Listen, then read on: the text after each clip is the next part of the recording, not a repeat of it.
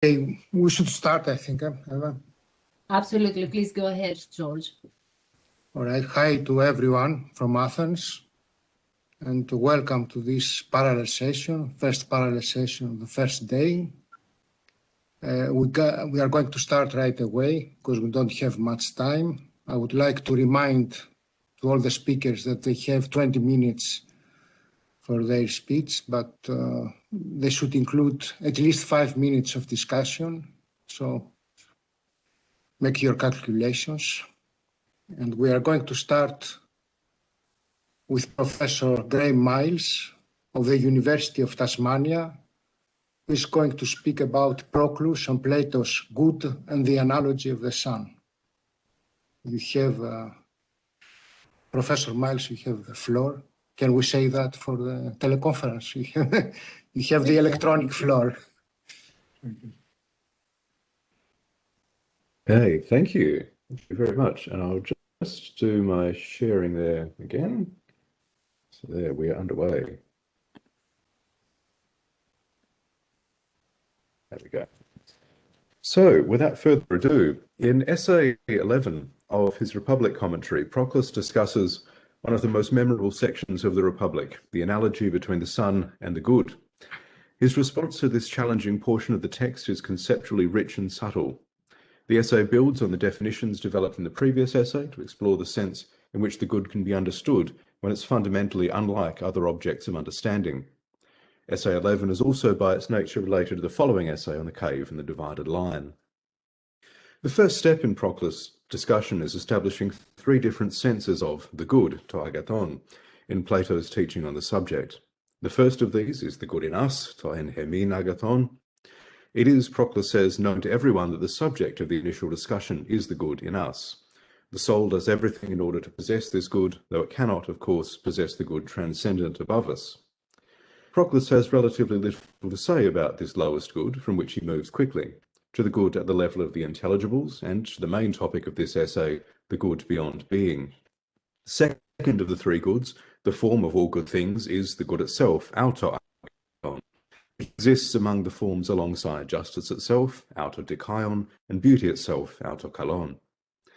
As he clarifies later in the essay, the form of the good does not bring the forms into existence, as that's accomplished by the good beyond being, but it is perfective of them.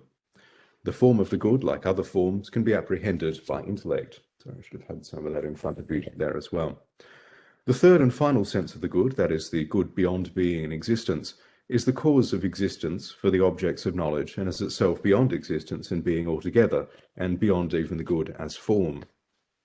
Quoting there, it's also, because it is above the intelligibles and is not one of them, above the reach of intellection. It cannot be an object of knowledge, episteton, since knowledge knows its object by understanding its cause, and the good has no cause. Yet for Proclus, the good emphatically is understandable and is the final object of learning, eschaton mathema, for the true lovers of learning defined earlier on in Essay 10. It's vital for him, however, to specify the way in which it is understandable and the ways in which it's not. Proclus' response to this problem, developed at some length in Essay 11, is given at summary at 280.24. The good is understandable, therefore, only by a divine impulse, prospoler, greater than intellect, which Plato himself calls a ray of the soul, which he says that one must cast upwards, throwing it towards that thing through the subtraction of everything after it. The phrase ray of the soul, auge tes psyches, is, as Proclus says, adopted from Plato 540a7 in the Republic. In the passage in question, Socrates has outlined the education which should be given to the guardians. After their years of study, they've come through various practical and theoretical tests, and they reach the final requirement of knowing the good. To do this, they must turn the ray of the soul to gaze upon that which gives light to all. For Proclus, the phrase describes a kind of understanding which is different from knowledge and most certainly different from opinion. In the only other surviving passage where he quotes it, this is in the Parmenides commentary, Proclus discusses the way in which he believes Parmenides perfects or initiates Zeno and transfers him to the unity truer than all reality. In both of Proclus' uses of this phrase, he's concerned with direct understanding of the one, or the good, as the consummation of a philosophical ascent through and beyond knowledge. The other key term in Proclus' formulation, prospoler, is not developed so directly from Plato. On the contrary, Plato's uses of the word relate to the senses and to the application of physical forces, not to understanding the good. In Plotinus, however, the relevant senses of this word have changed. Though it's still in use for physical sight, for example at Aeneid's 5:578, it's probably through the analogy taken from Plato himself, which was drawn between physical sight and understanding of the intelligibles, and ultimately of the good itself, that prospoler has come to be used of a direct, superrational apprehension of the good. Skipping a little of the detail of Plotinus there. In all of this discussion of the senses of the good and the way in which we might come to understand the good beyond being, Proclus is characteristically exact in his formulations. The topic of Essay 11 presents him with a further challenge in defining the meaning of the analogy of the sun, and in imposing limits on the possibilities for interpreting this analogy, and indeed for interpreting analogies in general. Analogy, analogia, is for Proclus a type of image, an eikon, as is evident from the way in which he refers to Plato's analogy of the sun, using the terms analogia and eikon interchangeably. An analogia is, by implication, not a symbolon or a synthema, that is, a divinely inspired or divinely created image or sign. It's this latter type of sign, the symbolon, which for Proclus can function by unlikeness as well as by likeness. In the case of an analogia, however, unlikeness is not a possible mode of connection between the sign and that to which it refers, but rather a source of possible error into which interpreters may fall. Analogy, Proclus says, is, quoting, a risky method, since there is a fear that we range over topics in some other way, sorry, I lost my place there for a moment, some other aspect than the one under which the analogy has included it, and we corrupt the interpretation with mere sophistry. The reference to sophistic activity here is important. For the sophistic mindset, trained to improvise rhetorical performances from set subject matter, an analogy like that between the sun and the good could certainly serve as a starting point. Nor, we should remember, was sophistic activity remote from Proclus' educational environment. Syrianus himself gives us one of the surviving commentaries on the rhetorician Hermogenes.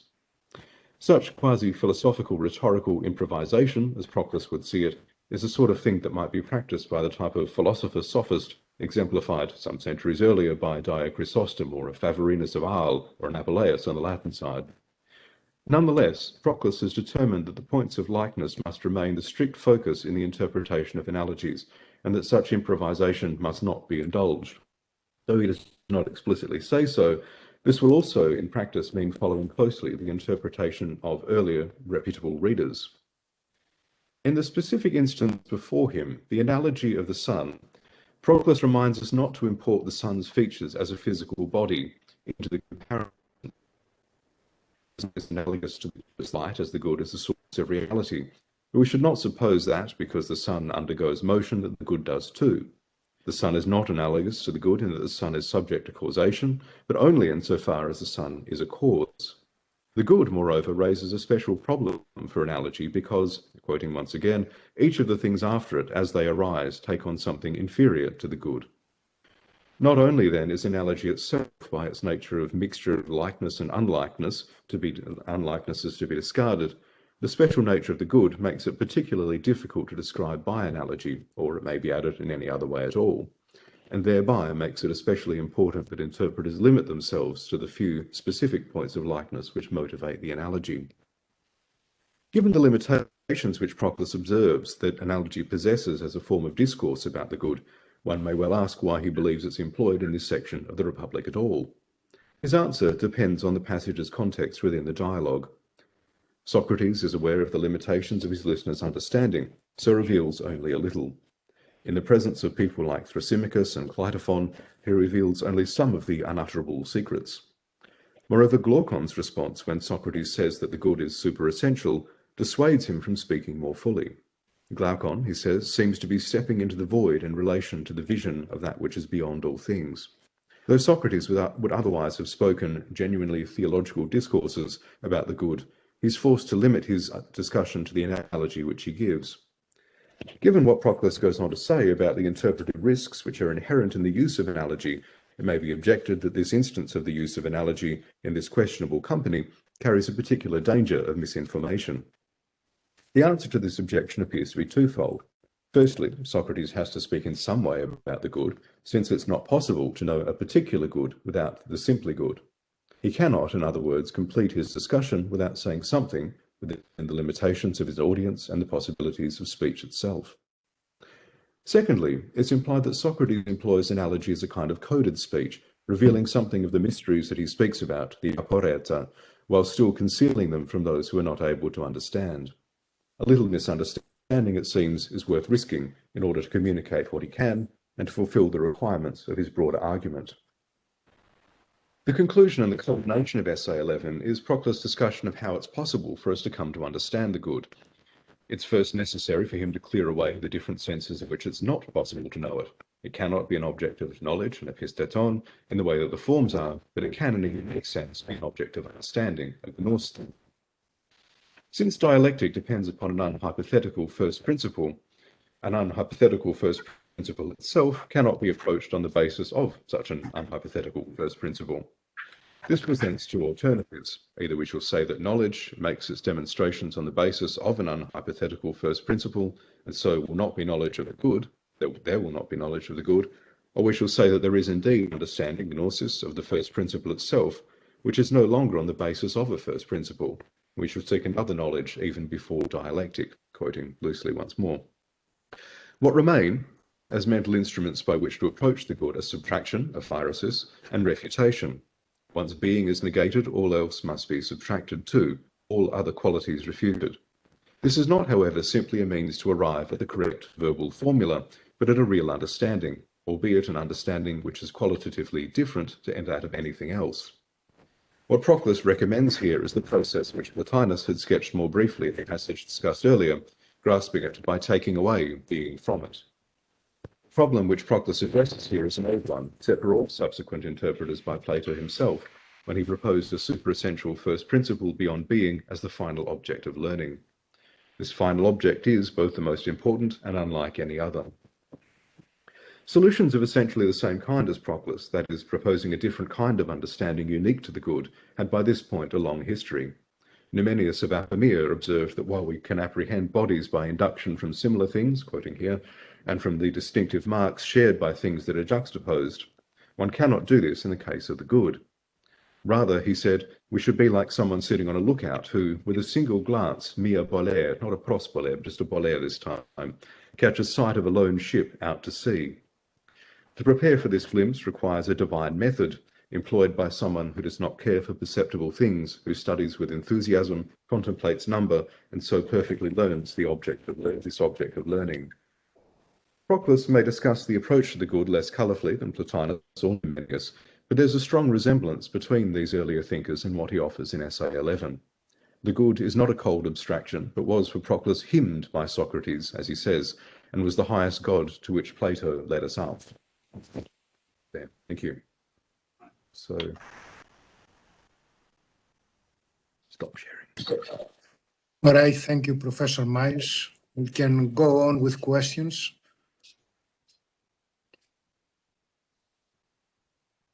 I thought I was going to go way over time, so I'm delighted to have actually stuck with it. Yes.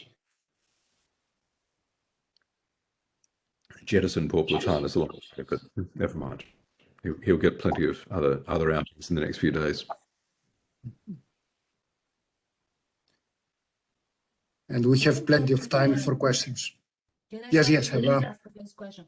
I'm so sorry to kind of take advantage of this, but as you were talking, because this is so close to what I'm trying to say about the use of metaphor in Plato's Symposium, where the word eikon is used time and again.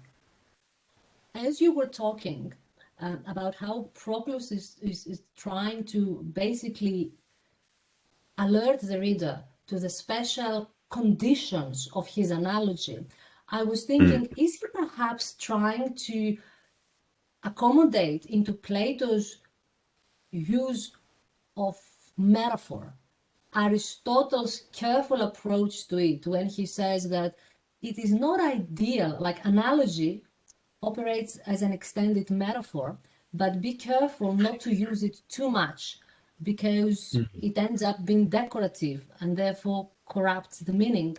more or less what Proclus is trying to say. Yeah, yes, that's an interesting thought. I hadn't really thought about it in terms of Aristotle, but I think that that may well be part of what's going on there.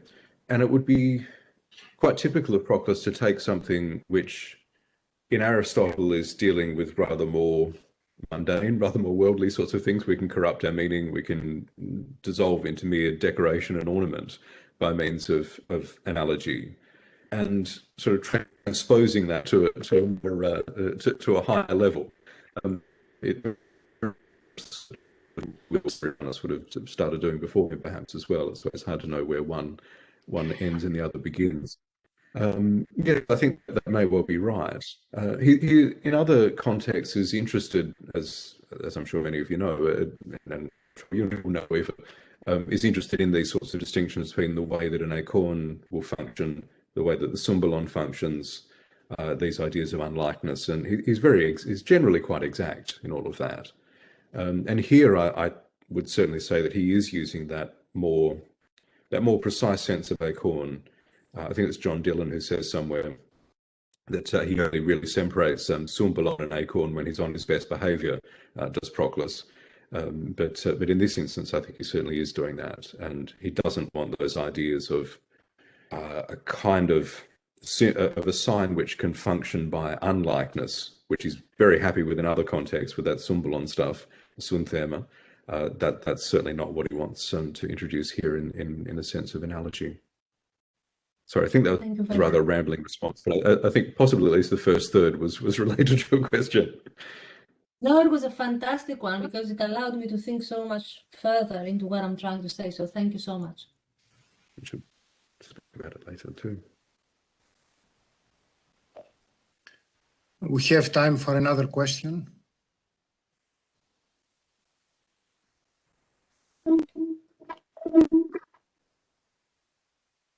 Yes.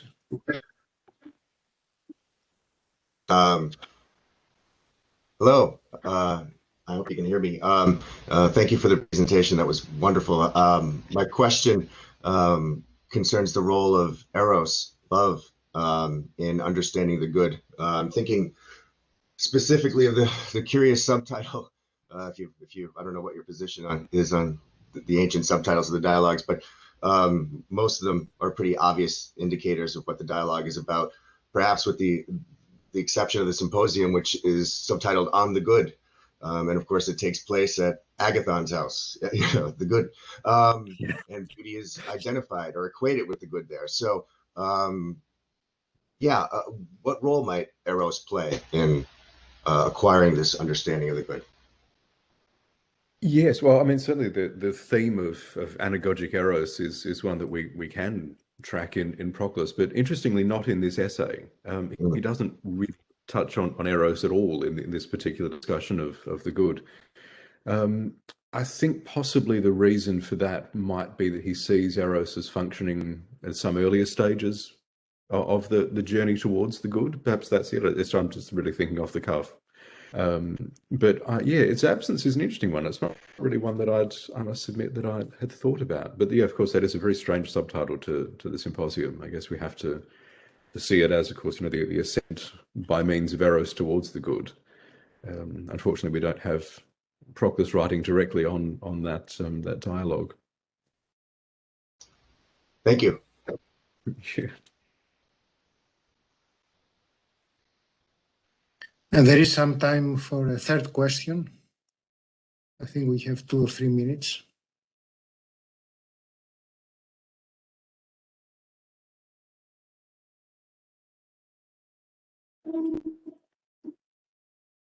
Derek has a question.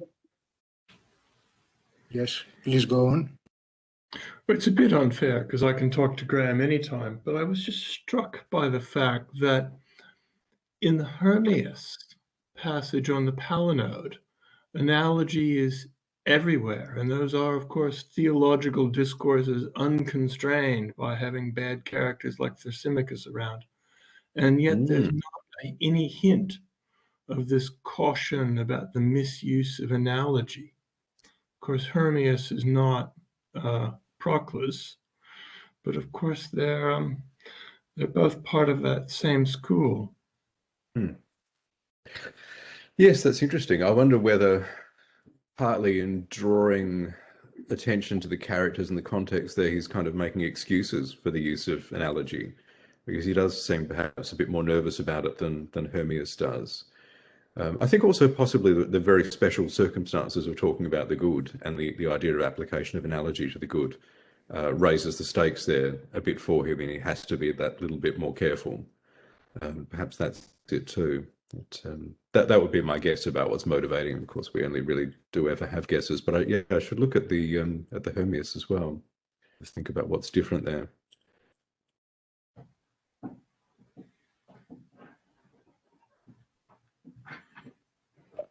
I think it's okay with the time now. Thank you, Professor Miles, for this very interesting speech. And we continue with Professors David Hernandez de la Fuente from the Complutense University of Madrid and Marco Alvis Fernandez from the National University of Distance Learning, UNED Madrid. The subject of their presentation is the concept of synusia as a Pythagorean Platonic heritage in the late antique Neoplatonic schools. So I don't know if they are both okay. Thank you very much. I hope Sure. You can start. Okay. Well, hello everyone from Spain, from Madrid. Okay. So first of all, we must say that this paper falls within the framework of the research project, the Neoplatonic School of Athens, in its historical and philosophical context, funded by the Spanish Ministry of Universities and directed by Professor David Fernandez de la Fuente, who is here today with me. We have built an international and interdisciplinary team that studies the networking around late antique Neoplatonic schools and its reception from the combined point of view of social history, philology, and philosophy, with the leitmotif of the figure of Theosane. Our section deals with the methodological perspective of the social history around the figures of Neoplatonic school leaders, and this, at the same time, with the socio-political context in the process of religious and cultural change of late antiquity. Our colleagues at the philosophical section, led by Professor Zamora Calvo, focus their research on the issues around the immortality of the soul and the figure of the providential philosopher in the commentaries by the Ode to the Phaedo by Damascus and Olympiados.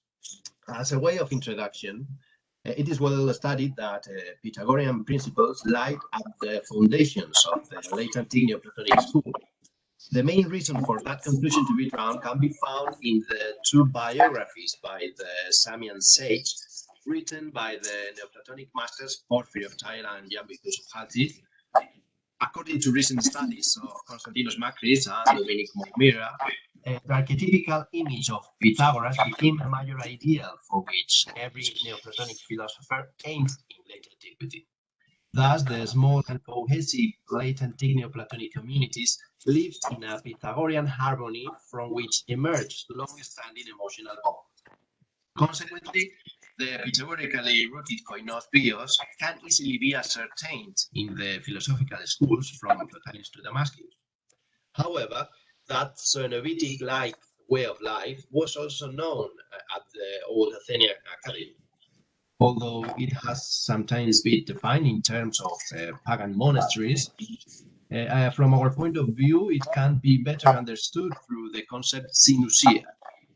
So with this twofold contribution, we aim at focusing on the redefinition of the Neoplatonic synusia as a legacy of the Platonic notion stemming from Pythagorean koinos.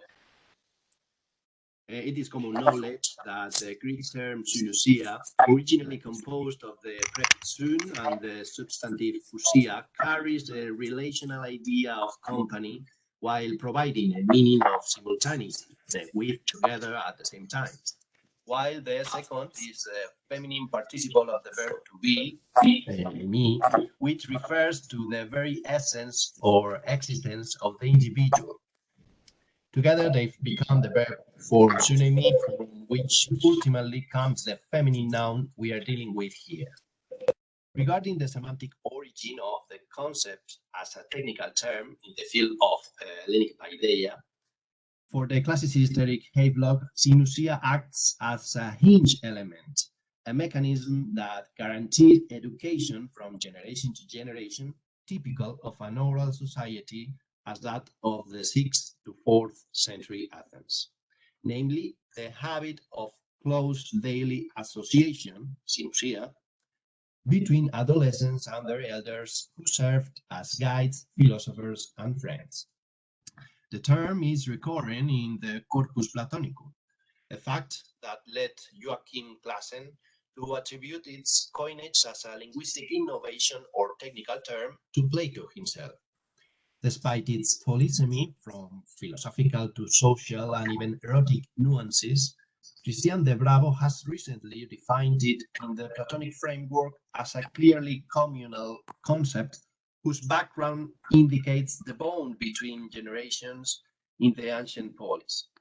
According to Plato, unlike the synusia of the sophists in exchange for money and which required only to attend the teacher's monologue, Socratic synusia demanded the participation in the maeutics of all those present. That is to say, the practice of the dialogue, the giving and receiving of logos in a space of care through the shared word. To this idea, we should add the physical proximity between teacher and disciple. Thus, to Harold Tarrant, the word synusia implies a relationship with a mentor rather than a lecturer or an instructor in logic. For his part, Roth called those mentors initiators through association, or synusia.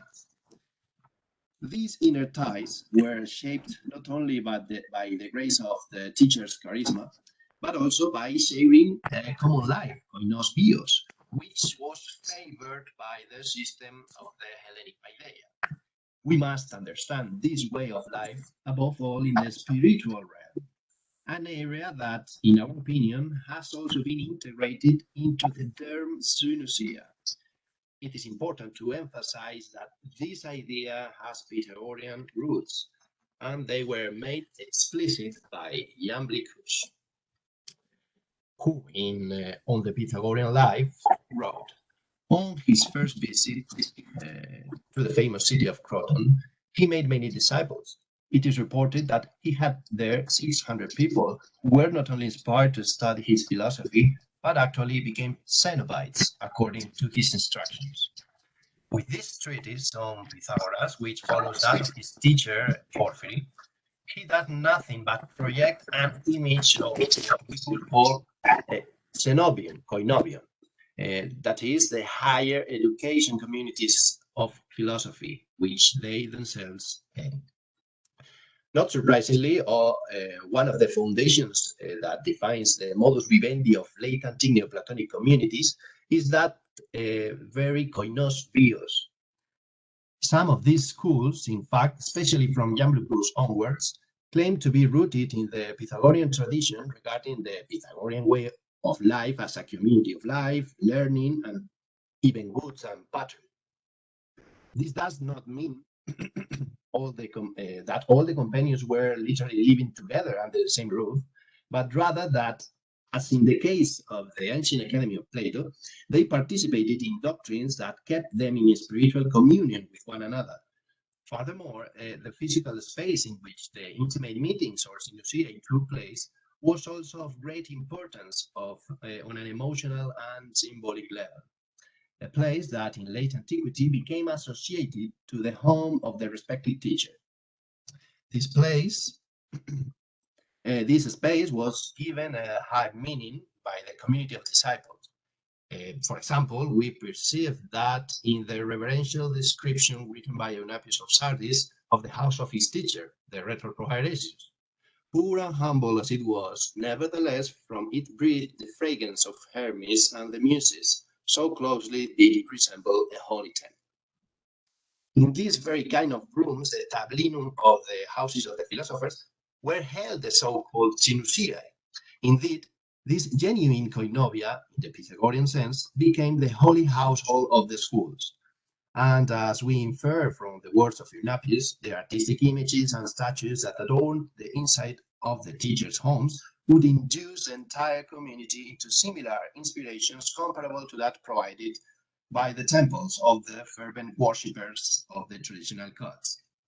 To such an extent that in these intimate meetings or synusiae, some students could experience a sort of conversions, which Miguel Herrero has defined in metaphorical spatial terms as the transfer from one place, ignorance, error, evil, to another, wisdom, truth, virtue.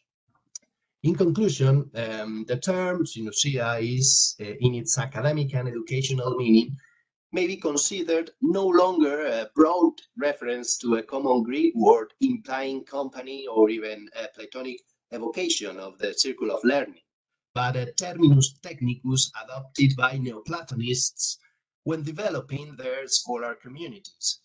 In this regard, in a periodic repetition in the philosophers' mentions from Plato to Damascus, synusia refers to the intimate contact between a teacher and his community of disciples. From our point of view, it constituted the nucleus of the paideia as a relational learning phenomenon without which the ancient education system could not be understood. Furthermore, by virtue of its Pythagorean roots, we could consider the synusiae as the philosopher educational space par excellence.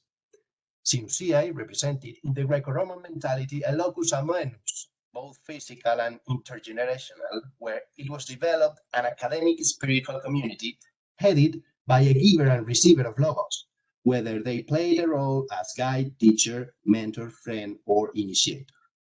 These synusiae practiced by the Platonic communities of antiquity contributed to forging a collective identity in communion with the charismatic, pedagogical, and institutional authority of the master. In late antiquity, those cenacles of scholars, Pepaidumenoi, represented one of the last strongholds of pagan spiritualism and ritualism that maintained its validity with some vigor as a private practice in an already Christian empire. Thank you.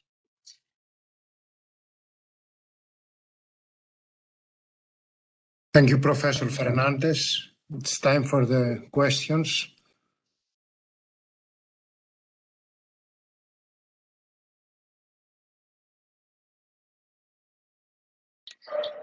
I have a hand up.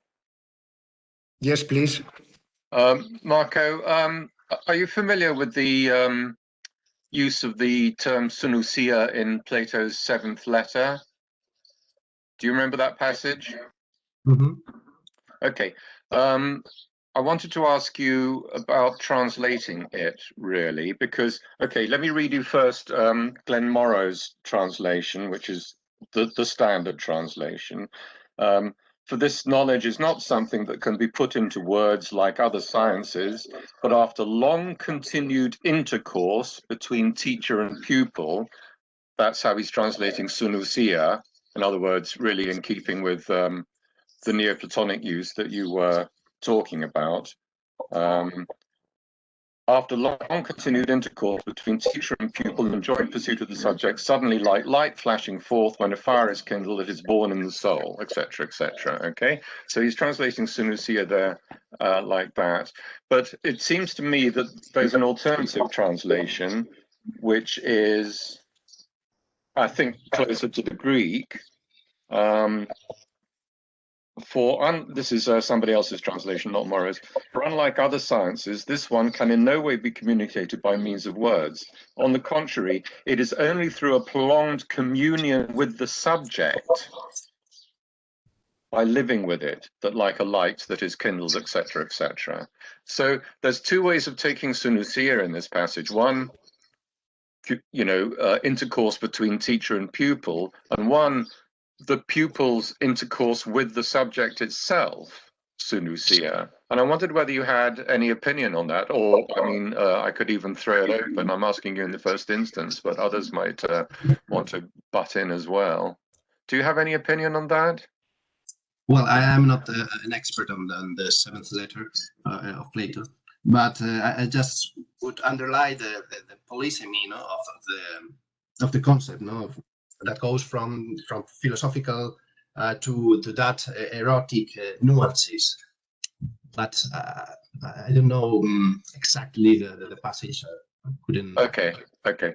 I just thought, yeah, I know it's way earlier than your area of interest, but I just thought you might have an opinion on it, and so it's bugging me at the moment, and so this is why I was interested in your talk in particular.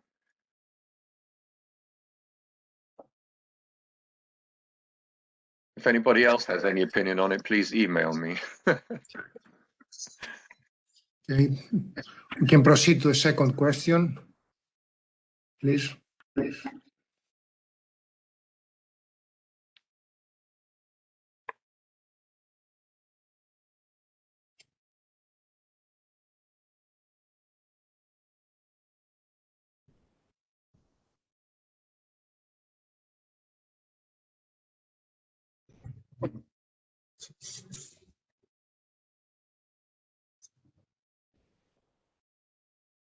There seems to be not another question.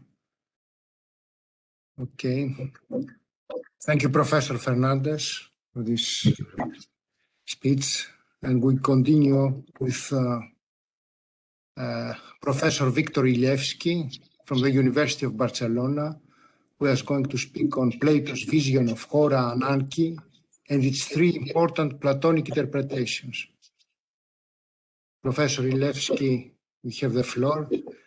Professor Fernandez, answer your document, if you please. Professor Ilevsky, I make you a co-host to share your own document.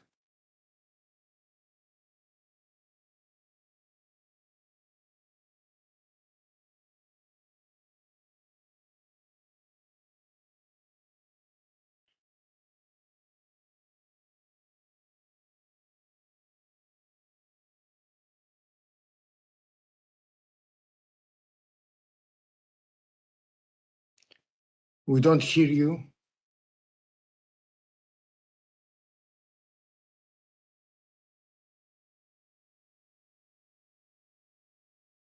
Is he muted, perhaps? Well, I don't find him. Okay. I sent a request to unmute himself. Is it better now? Much better, Yes. thank you. This is my first encounter with this platform, so I extend my apologies, and I also extend my gratitude to the organizers and to the distinguished scholars present. And well, at the beginning, I have to correct two slight mistakes. Unfortunately, I'm not a professor. I'm just a simple postdoctoral researcher, and my host institution is the Autonomous University of Barcelona. There's a University of Barcelona here and the autonomous one, so I'm at the autonomous.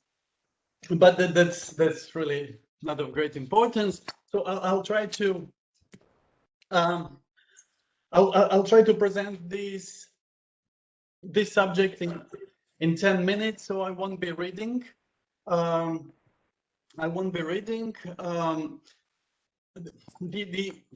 main aims of the paper I'll try to present are to explore and analyze the stances of three very important Platonists on Plato's ideas of Hora and Ananke, and also on his origin of evil. Because of the limited time, there won't be much analysis during my presentation.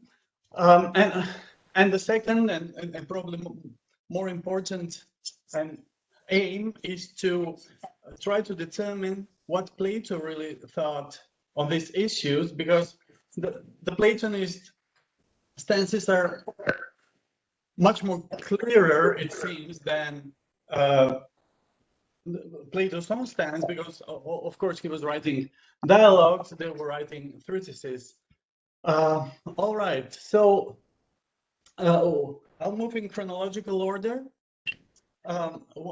So Plutarch comes first, and as far as his view is concerned, well, I was mostly working on the Animae Generatione Intimaio, but also very valuable ideas can be gathered from the Iside et Osiride, Platonic Questions, and some other works of his.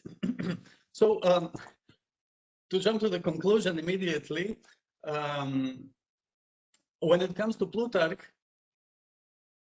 his understanding of a Platonic chora is that it is phyle, which is the primordial corporeality of the Timaeus. When it comes to Ananke, he has a rather extravagant view we are all familiar with. Ananke is the of the Timaeus is the pre-cosmic irrational soul, which is the cause of the disorderly motion of the primordial corporeality. So as in the Timaeus, in Plutarch also, the initial matter is in disorderly motion, and this motion is caused by Ananke, which is the so-called evil soul, Kakopoios Psyche of Plutarch. And this Kakopoios Psyche is also the principle of evil. He finds confirmation, very strong confirmation of his theory in Plato's Laws, of course, where in totally different contexts, a bad soul is mentioned. So when it comes to to Plutarch's ideas, his analysis is very wrong because Aristotle's phyle is not the Platonic chora. Then what he calls phyle are actually the elemental traces in chaotic motion. It's not the receptacle of the Timaeus. So this is basically the crude material of what will become Plato's Ananke. And of course, and also there is no such an entity as an evil soul in Plato's Timaeus. Plotinus, his analysis is much simpler. Following by his time already a long line of interpreters, he identifies Plato's chora with phyle, or with matter as the incorporeal, qualityless substrate and receptacle or receiver of both forms and bodies. He also seems to identify Ananke with chora and with phyle. So it seems that chora and Ananke for Plotinus are one and a single entity, and they both equal phyle or matter, the basic understanding of which Plotinus borrows from Aristotle. Of course, later on he adds his own ideas, but the basic understanding is pretty much Aristotelian. And of course, as we all know, the principle of evil for Plotinus is the same phyle as meon, as absolute privation of being and goodness. And most of this information is gathered from Aeneid 1, 8 when it comes to evil and its cause, 2, 4, and 3, 6 when it comes to Plotinus's understanding of matter, and 3, 2 when it comes to Plotinus's understanding of Ananke. It's also, I also believe that Plotinus's ideas are not in accord with Plato's original ideas. That is to say, phyle is not really Platonic chora, and chora is does not equal Ananke. When it comes to Proclus, he follows, so to say, his predecessors in equating chora with phyle, which is matter as indeterminate necessary substrate of the perceptible world. But he also believes that the Hora or Hyle is derived directly from the good, also from being and from the first unlimitedness, but we don't have time for this. Peculiarities. And when it comes to Ananke, he has a rather revolutionary idea in accord with his expansional theology. So he finds Ananke to be a demiurgic entity represented by Hephaestus, that an entity that actually forms the bodies in the universe and kind of guarantees its beauty and order. When it comes to the principle of evil, he finds none, because evil for him is causeless and doesn't has a true existence, but is characterized by a quasi-existence, which he called peripostasis. It rests on the failure of particular bodies and individual souls to attain perfection. Protos' analysis also seems to be wrong, because Hyle is not Hora, and Hora is not derived from the one in the Timaeus. It is co-eternal with the demiurge and with the fauns, and also Protos' theology, as interesting as it may be, it's probably not in accord with what even pre-Amblician Neoplatonists believed. Well, when it comes to now we move slowly to Plato. Plato, Aristotle is the philosopher responsible for all the subsequent identifications of Hora with Hyle, because he presented this idea in the physics. First of all, in the physics, where he said that what Plato calls Hora is his Hylebus, but slightly misunderstood or greatly misunderstood. Of course, Plato didn't use Hyle in the Aristotelian sense, but I also believe that he didn't possess this concept of matter, because he in the Aristotelian sense, because he wasn't a hylomorphist. Plato saw materiality or matter as corporeality primarily. And then we move to Plato's ideas, or let's say my understanding of the notions of Ananke and Hora and evil as understood by, or supposedly understood by Plato initially. Ananke, as we all know, is the second of the two main Timaean causes, which is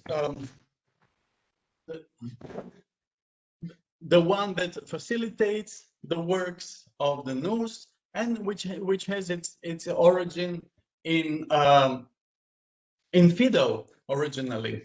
But in the Timaeus, Ananke becomes a full-fledged cause, unlike in the Timaeus, which is in the Phaedo, where it is something without which a cause cannot be a cause. So Ananke is an umbrella term, as I take, for all these names that refer to the secondary cause of the Timaeus, most famous of which is the Planomene idea. And one point at which I would like to insist in this paper is that Ananke arises only after the demiurgic organization of the primordial elementary traces, which are moving chaotically in the pre-creational Hora. That is to say that there is no Ananke proper before the organization of the universe by the demiurge. And another point at which I would like to insist is that if we want to find something like matter or material cause in Plato, in Plato's Timaeus, it would be Ananke, not Hora, as it was later understood by the Platonists. Plato's concept of materiality is body constituted of 4 elements. Some so to say support for this idea could be found in the Timaeus, when both the elements and their construct are called bodies or corporeal kinds, and also in the Politicus myth, where terms and phrases that refer to the material components of the creation, which is the same as Ananke in the Timaeus, are named as Anagnostou-Laoutides, or the corporeal kinds and stuff. Yes. Now, when it comes to Hora, Hora is, as we all know, probably the most difficult concept of the Timaeus. But of course, my argument would be that it is not Hyle. It is not matter. It is not material cause. If you want to have a material cause, that would be Ananke. Hora is the receptacle that, as it is clearly proclaimed in the Timaeus, that accepts the elementary traces and where the universe is constituted. Now, one of the most critical questions concerning the Hora is whether it is a substrate as something in which the creation takes place, or out of which the creation or the bodies are construed. So I would attempt to defend the thesis that Hora is only that in which the creation takes place, because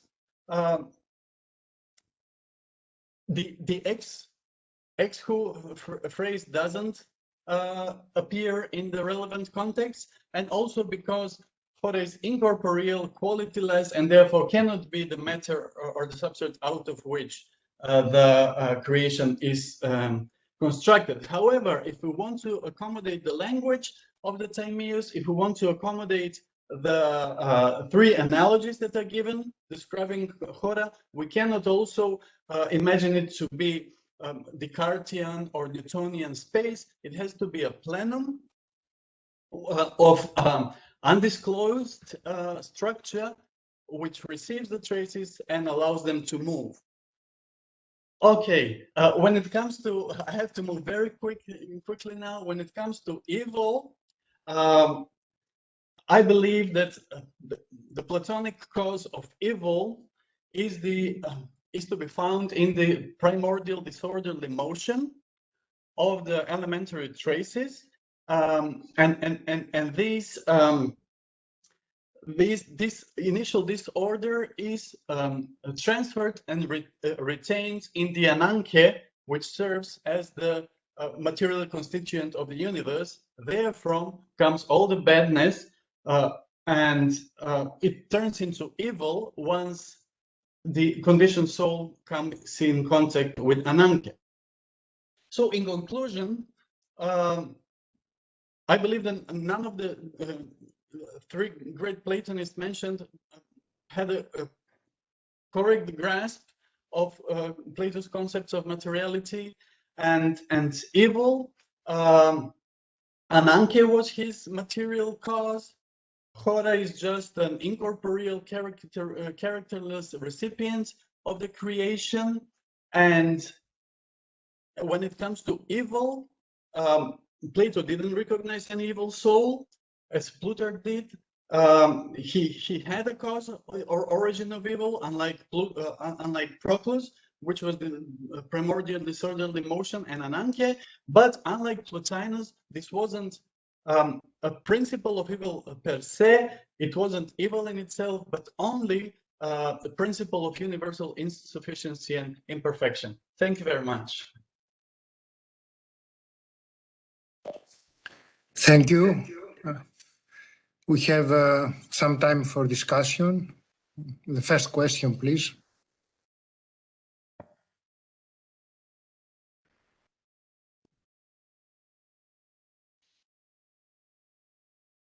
Yeah, I have a question, if that's okay. Yes.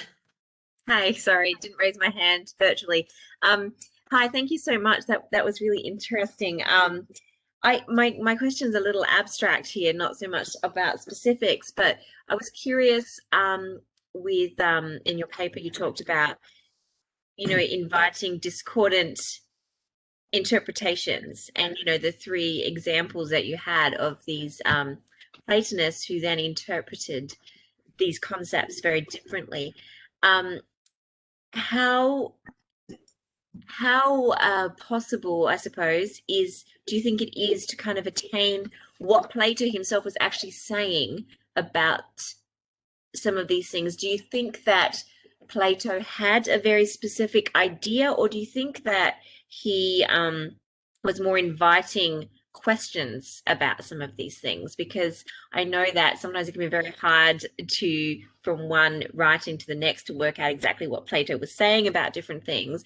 And he does seem to be very much about inviting discussion on topics. So yeah, that's why I suppose my question is, do you think it's possible to get inside Plato's head to kind of understand what he really meant? Thank you. Well, you're most probably right. So many people see Plato's dialogues as exercise in philosophy, but I personally, as a devout Platonist, have to believe that Plato had a doctrine. So I'm trying to have a, so to say, empathic approach to Plato's dialogues, which means, well, yes, he had some ideas, and we have to do our best to understand them. But this is, I'm not claiming this is the truth, of course. And when it comes to this different interpretation, my opinion is, of course, that most of the Platonists were heavily influenced by Aristotle, and also by their own doctrinal postulates that made them construct such diverse theories, starting from the same starting point. Yeah, thank you. Professor Gerson, please. Hi. Hello, Victor. I have a comment and a question. A comment on Proclus and a question on Plato. And by the way, I read your dissertation on evil, your PhD dissertation, with much profit and pleasure. Thank you. It's a great honor, indeed. The comment on Proclus is this. In his commentary on the Timaeus, he deals with the criticism that, your presumed criticism that you make of him, that he neglects the eternality of matter, evil, the receptacle. But Proclus points out that the Timaeus is limited in its structure and its intent, and leaves out the first principle of all, which is unlimited in its activity, which Plato later in the Timaeus indicates that we're not going to talk about, 49, I think. So everything, including matter, or the receptacle, or the space, hora, however you parse the three of them, must ultimately be dependent for their existence on the first principle of all, because it's unlimited in its being. It's just that the Timaeus has a very limited approach and leaves that out. It's the Parmenides that takes up the first principle of all. That's the comment. The question is, how do you reconcile what you say about matter and the necessity with what Plato says about to operon as the ultimate principle, along with to peros in the Philebus? Thank you. When it comes to the first, your comment, of course, it is on the point, and I guess I'm as Proclus does, I'm also starting from some doctrinal postulate, which is that Plato is kind of dualistic in the Timaeus, but of course, he leaves out. Plato says we're not going to talk about the first principle here, because so he leaves it out. So there's no dualism there. It's just that if you leave it out, then you won't account for the being of matter. Yes. Thank you. I'll have that very much in mind. Now, when it comes to well, there's different approaches. I would say that the the 4 of the Philebus could be theoretically fit into the Timaean scheme if we would have demiurge or nous as the cause, and then we would have to somehow bring close the unlimited to the material principle, while the limit would be the form. And the mixture, of course, is the universe. But if I do try to argue that the material principle is an anke, then the limit would kind of has to come close to Plato's ananke. The unlimited. Not to Hora. Yeah. Thank you. Thank you. Okay, I think we should proceed to the next speaker. Thank you very much, Mr. Ilevsky, postdoctoral researcher at the Autonomous University of Barcelona. I'm sorry for the I'd mistake. like to be a professor, but I am a doctor. Yeah, that's fine. Thank you very much for the interesting paper. We will continue. If you would like to answer your document, yes. We will continue with our colleague Anxos Duarte of the University of Lisbon, who is going to talk about the helmsman and the charioteer in Neoplatonic thought. Please take the floor, Duarte. Can you hear me? I'm sorry, 1 second. I'm having some technical problems.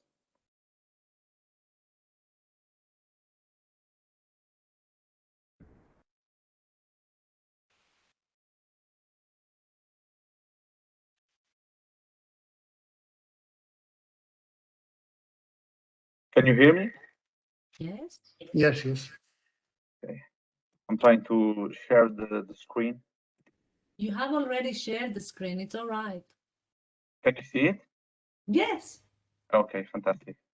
So hello, and so I will start if you don't mind.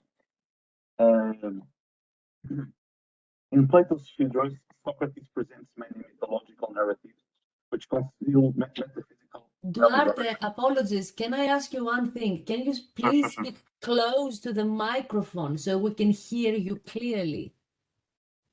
Can you hear me now? Much better. Thank you so Okay. much. So, as I was saying, in Plato's Phaedrus, Socrates presents many mythological narratives which conceal metaphysical allegories. Among these are the metaphors of the charioteer and the helmsman. Both these myths are used to demonstrate the relationship between the human soul and the divine realm through allegory. Neoplatonic philosophers paid great attention to these Platonic myths. My objective is to compare Plato's purpose to the Neoplatonic reception and use of these myths. I will focus on Iamblichus's Platonic commentaries. To start, I will synthesize Plato's purpose for these two myths. Changing slide. Can you see the new slide? Hello? Okay. In Phaedrus 246a, Plato presents the myth of the charioteer, with which he means to describe the soul itself. This soul is equated to a team composed of a winged pair of horses and a charioteer who commands them. The horses represent the spirited and the appetitive part, and the charioteer the rational part. The charioteer must control the horses, but his success depends on his power and the allegiance of the spirited part, which can be both an ally of the rational or the appetitive. Which is why, I believe, Plato sometimes presents the soul as bipartite in other works. The helmsman first appears in Phaedrus 247c5. This short passage refers to the ineffability of the divine realm, about which Plato says, "For it is a being without color and shape and impalpable that really exists, visible only to the intellect, the helmsman of the soul. It is through this helmsman that we can contemplate the divine or intelligible realm and ultimately God. The helmsman is clearly equivalent to the charioteer, inasmuch as both are the intellectual side of the soul. This was not so clear to the Neoplatonic philosophers, as Dylan points out in his commentary to Iamblichus fragment 6 of the Phaedrus. It seems that the Neoplatonic tradition had a different reading from our own text. In the Neoplatonic text, it seems that the dative no was entirely omitted, rendering identification obscure. This is quite a problem, since Plato claims that it is only through the helmsman that we can apprehend the divine realm. The Neoplatonists were therefore left only with the general idea that the helmsman has a relationship with the soul. Iamblichus takes up the challenge of this identification. As Dylan and Fenimore have already suggested, fragment 6 of the commentary on the Phaedrus and fragment 87 of the commentary on the Timaeus can be seen in conjunction as an attempt to solve this question. In fragment 87, Iamblichus discusses directly his views on the charioteer. He defines the charioteer as the highest element in us. It directs our whole being and views the super-celestial sphere, and is assimilated to the great leader of the gods, who represents the first charioteer. It experienced different states at different times. This fragment seems to be in concordance with Plato's exposition, albeit without direct reference to the tripartition of the soul. In fragment 6, Iamblichus discusses the helmsman. In this fragment, Iamblichus defines the helmsman thus. It is the one of the soul. It is distinguished from the normal forms of discursive knowledge, where the object and subject are distinct. It knows by unification with the gods. It is a more perfect entity than the charioteer and the horses. This statement is at odds with Plato, for it implies that the helmsman is not the charioteer. This, of course, is caused by the omission of no, which enables Iamblichus to see something different in this passage. We are left with two problems for interpretation. One, how can the helmsman be more perfect than the charioteer and the horses, which implies that the helmsman is above the soul, but still within it, but it is the one of the soul. Second, how is the charioteer's viewing of the divine realm and assimilation with the great leader different from helmsman's gazing and union with the gods? Two different answers have been proposed, one defended by Fenimore and Dylan, the other by Shaw. Dylan and Fenimore agree that the helmsman Iamblichus' view is the higher faculty, contemplative and mystical, present in the soul, specifically in the rational part of the soul. Accordingly, the helmsman will be the allegorical head of the charioteer. While still part of the rational soul, it is the highest part. Fenimore further claims that it is equivalent to the Anagnostou of the Chaldean oracles. This flower of the intellect is a special element present within an intellect, capable of knowing beyond the normal limits of the news. Shaw approaches the issue differently, maintaining that the relationship between the charioteer and the helmsman can be understood through the concept of hyparxis. He refers to the Martius definition of hyparxis, according to which it is the pre-essential cause of being. It is not part of being, but it is pre-essentially present in it. The cause of a certain being is somehow present in it as hyparxis. Since the cause of all things is ultimately the one, everything has the one present in it. So, Apollo's hero turns out to be... Sorry? Hence, what Shaw calls hymnology, the relationship the one has to every being. This relationship is one of emanation and transcendence, as the one is completely transcendent in itself. Its power is emanated to all things. Duarte, Yes, sorry. Duarte, apologies. Can Your you hear me? sound is really bad. You're breaking Sorry. out. I was wondering, did you try to play your presentation? Did you try to change slides? Because we can still only see the first slide. Oh, really? Sorry. Let me try to fix this. Can you use the arrows up and down? Can to you try see it? and- I'm changing. Can you see it? No, I think it's Oh, because of your connection. Maybe. One second, please. I'm trying to reboot the PowerPoint presentation. And now, can you see it? We can only see the first screen. Oh.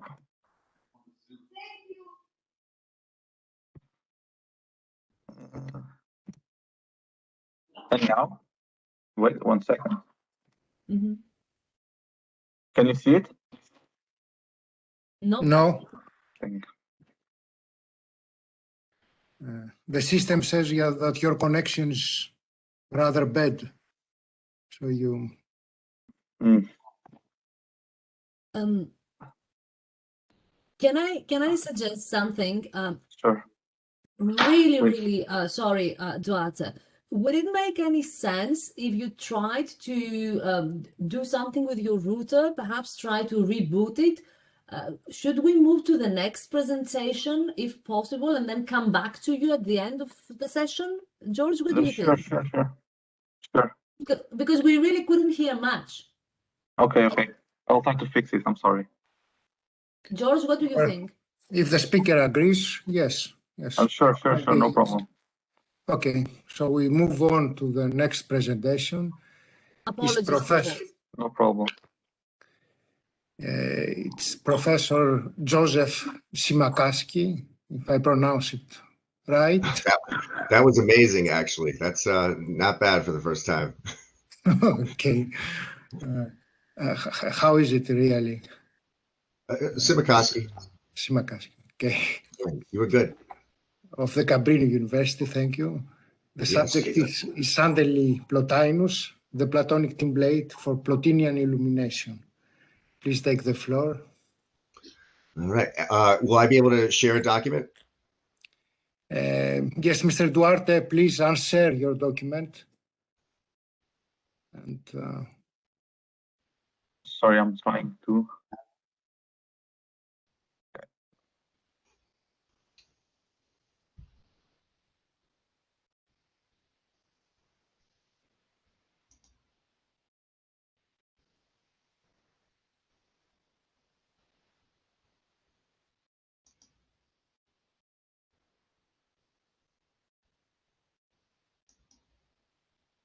Thank you so much.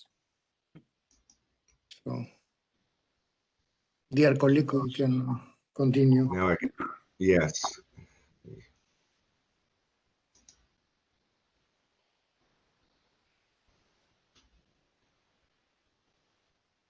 So can you see my handout? Not yet. Not yet. Not yet.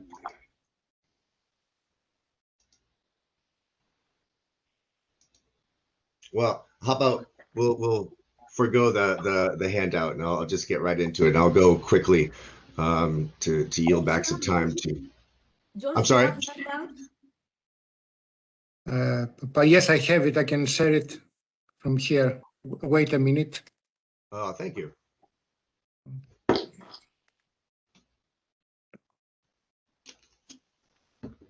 One minute, please. Sure. Well, while that's coming up, thank you for having me. I can't tell you how exciting it is to be associated with a conference from Athens as someone who studies ancient Greek philosophy. So it's a real treat to be with you this morning. And thank you, obviously, to the conference organizers for putting this together. Thank you. Thank you. All right. Well, I could see it. Can you? I hope so. Yeah. We can see it, Joe. You can go ahead. Oh, great.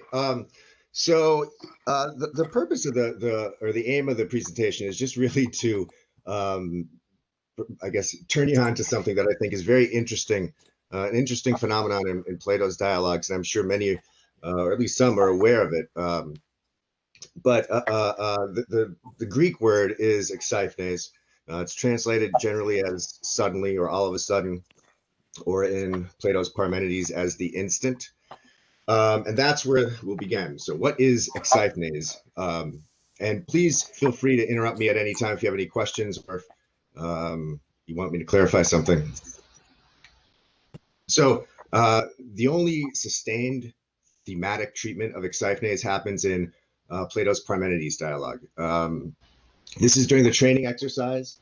After the first and second hypothesis, Parmenides names this hypothesis, or it's the only hypothesis that he explicitly numbers. He calls it, let us speak of it again for a third time. But most commentators refer to it as the insert hypothesis, or hypothesis 2A, or the appendix. But the Neoplatonists, I believe, to the best of my knowledge, refer to it as the third hypothesis. So that's what I'll go with. Anyway, if you could look at the document there, Parmenides says, or questions young Aristotle, is there then the strange thing in which it might be just when it changes? What strange thing? The instant, ta exyphnes. The instant exyphnes seems to signify something such that changing occurs from it to each of two states. For a thing doesn't change from rest while rest continues, or from motion while motion continues. Rather, this strange creature, the instant exyphnes, lurks between motion and rest, being in no time at all. And to it and from it, the moving thing changes to resting, and the resting thing changes to moving.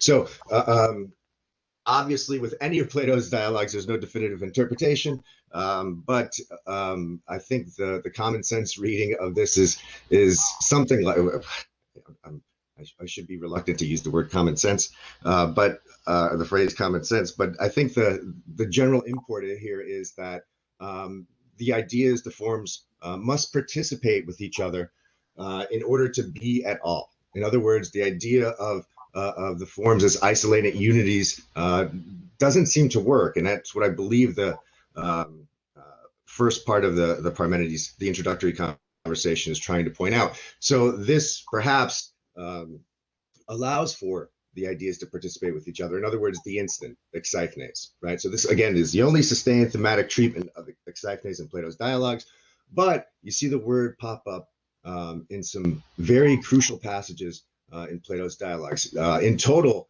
exyphnes appears 36 times in the dialogues, including these 4 appearances here in Parmenides. But I'd just like to show you very quickly a couple of other passages. If I could scroll down just a little bit. Oh, thank you. So the first one is from Republic, of course, the famous allegory of the cave. And here the prisoner is freed, and suddenly exyphnes, compelled to stand up, turn his head, and look toward the light of the sun / good, right? I believe Plato is indicating here, and this is based on the other passages where exyphnes appears, that this is something like participation, or it's symbolic of participation. Based on my reading of the Parmenides, participation there is understood happening, as at least as I understand it, as happening between the forms, or between the ideas. Here, I think it's symbolizing perhaps how a human being could participate in the ideas. The next passage is from the Symposium, and it's right after Diotima goes through the ladder of love sequence. So this is arguably the high point of the Symposium. She says, all of a sudden, exyphnes, he will catch sight of something wonderfully beautiful in its nature. And that of course, is beauty itself with a capital B, right? So interesting.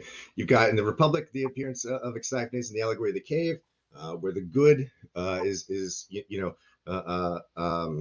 the goal. And here in Symposium, you got the appearance of exyphnes, where the vision of the beautiful, which is equated with the good in the Symposium, is the goal. And then the last passage from Plato is from the 7th letter, which was coincidentally referenced before this same passage. And here, after long continued intercourse between teacher and pupil and joint pursuit of the subject, suddenly exyphnes, like light flashing forth when a fire is kindled, is born in the soul and straightway nourishes itself. So that's, again, arguably the high point of the 7th letter. It's happening during, I think, what many scholars refer to as the epistemological digression. So, and all these appearances, again, seem to suggest, at least under my interpretation, that Plato is talking about participation. The ideas specifically are often enough communion with the good or intercourse with the good when exyphnes appears in the dialogues. Any questions about that portion? All right, so if we could just scroll down a little, we could see the appearances in Plotinus. So in total, Exiphanes appears 9 times in the Aeneids, all in books 5 and 6, I believe. And the excerpts I have on the handout here are all from book 5. So Plotinus, unlike Plato, does not offer a sustained treatment of Exiphanes, but like Plato, it appears in seemingly key or crucial passages. The first one from, 5.317, describes the human intellect uniting with the one good as happening suddenly, Exiphanes. The second passage, again from book 5, the one good is revealed suddenly, Exiphanes, and people pray and prostrate themselves before him. And then the third passage is from 5.5.7, describes the one good as appearing suddenly, Exiphanes, allowing for a mystical fusion between the divine intellect and the one good. Right. So all the appearances that I've seen in Plotinus, again, seem to be in contexts which would appear to be the most crucial, arguably, of the Aeneids. And then finally, I've got a couple of other examples just to maybe show whether the influence is direct or just accidental. I find it interesting in the New Testament, Saul's conversion experience on the road to Damascus happened suddenly, Exiphanes, similar perhaps to the illumination experience in the 7th letter. Then in Augustine's Confessions, of course, it's in Latin, but in Book 8 of the Confessions, his conversion experience, his final conversion experience to Christianity, happened suddenly after he reads the passage from Romans, I believe. Anyway, like I said, I just thought it would be interesting, or some of you might find it interesting to see this phenomenon. Perhaps it's just accidental, although the appearance of the word in Plato and Plotinus lead me anyway to believe otherwise, that there's something intentional about it. So yeah, if you have any questions, please feel free to ask.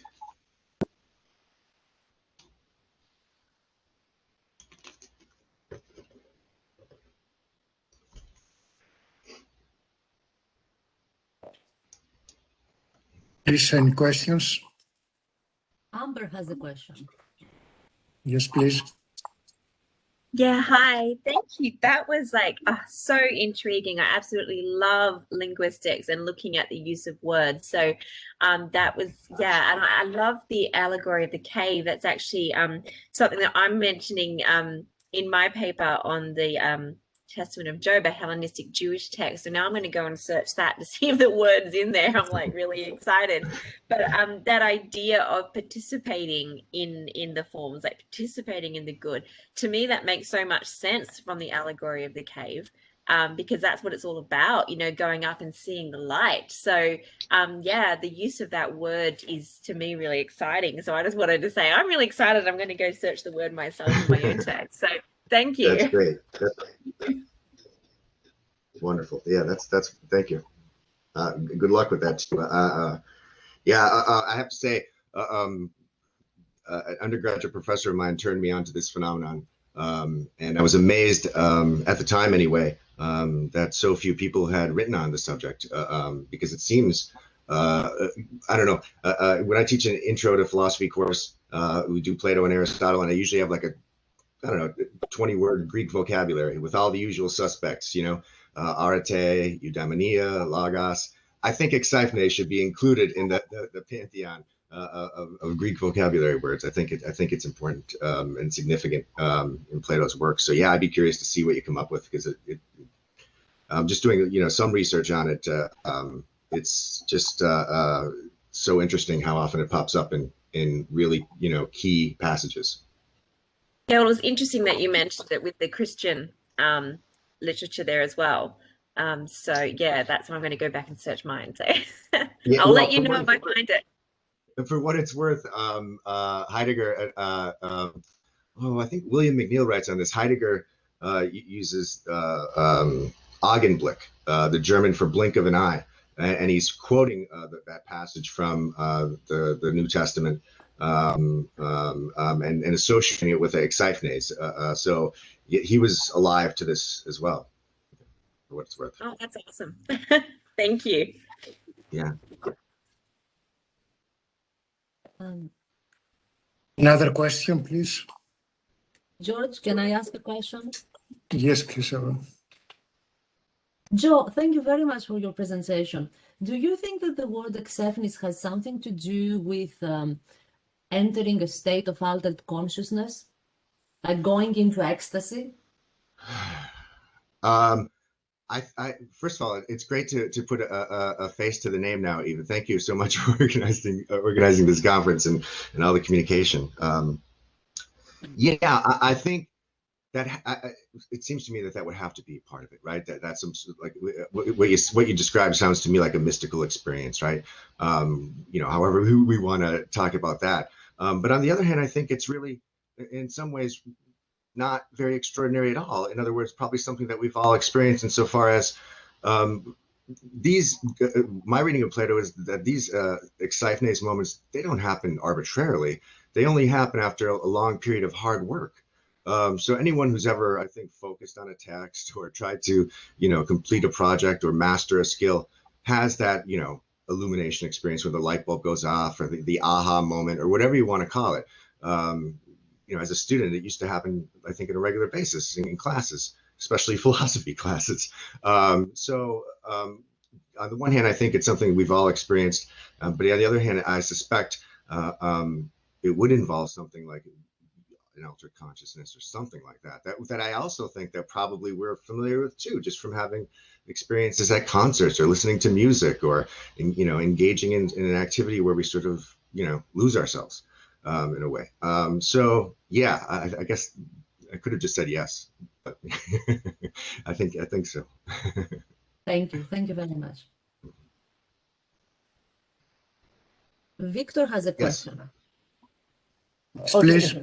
Yes, thank you for your presentation. I was thinking a bit about the Parmenides you also mentioned, and would like to ask you whether you think that,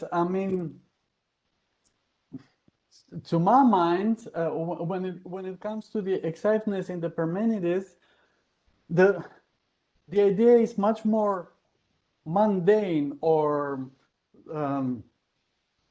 let's say metaphysical, but not illuminational or religious in any sense, because to me it seems that the whole idea is here to explain the idea, the notion of change, and how does it occur in time or out of time. And then we have this proposal that change happens in Exeiphanes, which is neither time nor no time. So maybe this is maybe a wrong understanding that I had. So I'd just like to hear your opinion on this.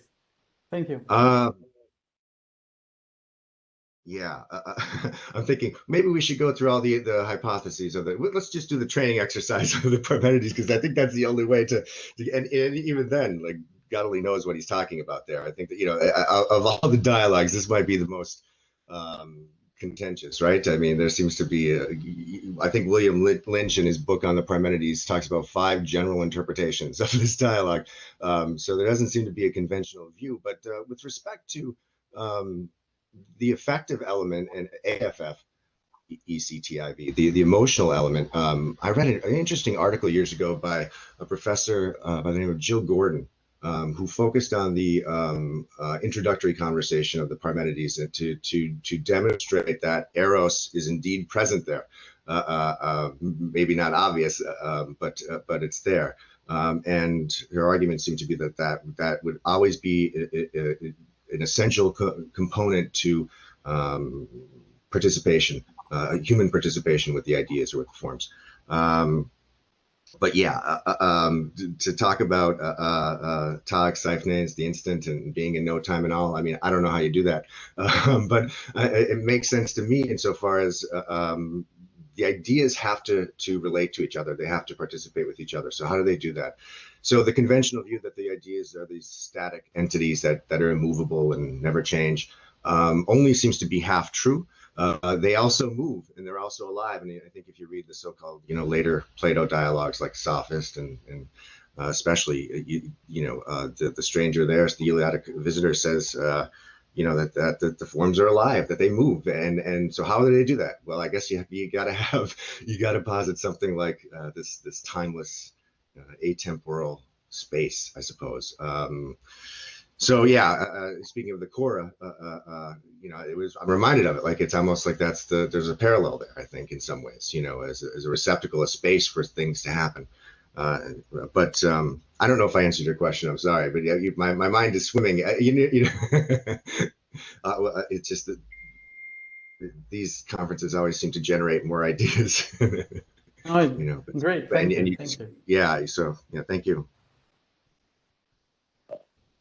So maybe here we could have the break so that our colleague Duarte could have his speech, his presentation.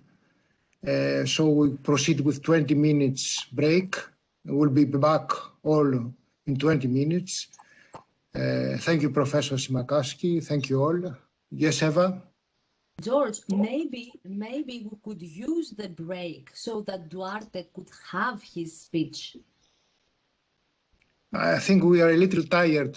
If you you drink some water, stretch our legs and be back in 20 minutes if you agree, or maybe a quarter if you are in a hurry.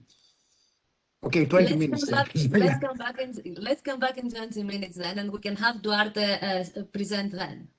Okay. Thank you. Next time. Thank you.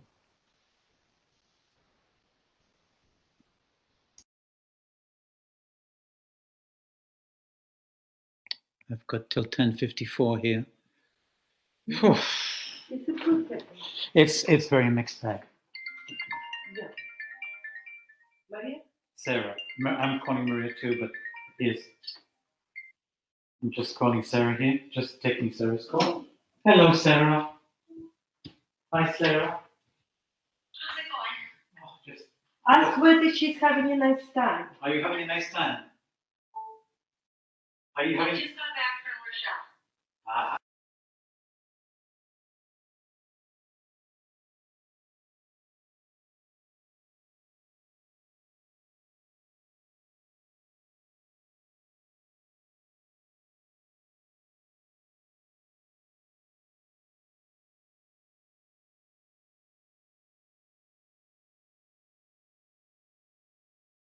Sorry, can you hear me now? I'm just testing the mic. If I may, I might be out of context. Duarte, is that you? Yes. Can you hear me? Yes, I can hear you. Now, we have decided to give you a chance when we come back in 20 minutes' time. I heard. Thank you. So I'm sorry. No. It's much better if we can actually understand what you are trying to say. I know. Thank you. So now I can hear you perfectly well. Before, it was just impossible. Yes. Technical problem. Have your document. I can share it myself. Okay, thank you. Please do that. Eva, do you think that Duarte should begin or maybe? No. Let's wait. I will contact. No. I mean, he begins first, or we start with the other two, and he's the last one. I think we should start, Duarte, if you don't mind, please. I think we should start with the other speakers on their appointed times. Okay. And then give you another chance, Duarte. What do you think? Okay, perfect. Will your connection last long enough? I hope so. It's okay now. It's okay. It's very nice. Okay, thank you. We have exactly the same problem on the other line, because I attend both streams on different computers. But that was with Thessaloniki, and Thessaloniki is notorious for its bad connection. I understand A that. month ago, I was trying to listen to a seminar in Portugal, in fact, and someone from Thessaloniki was presenting, and we had to stop and start again 2-3 times before the line kind of cleared, as it were. So I think everything is fine now. Hope so. Yes, yes, we see you ruin the very schedule. nice. No, we can see you perfectly now and hear you perfectly. Okay. I'll see you in a bit then. Nice break. Yes, absolutely. See you soon. See you soon. So in a few Jordan, ναι, yes, καλά, yes. εντάξει. Πάει Θα καλά. κλείσω και εγώ την κάμερα για λίγο Ναι, ναι. και Και θα τα πούμε σε λίγο. τα λέμε σε λιγάκι, okay.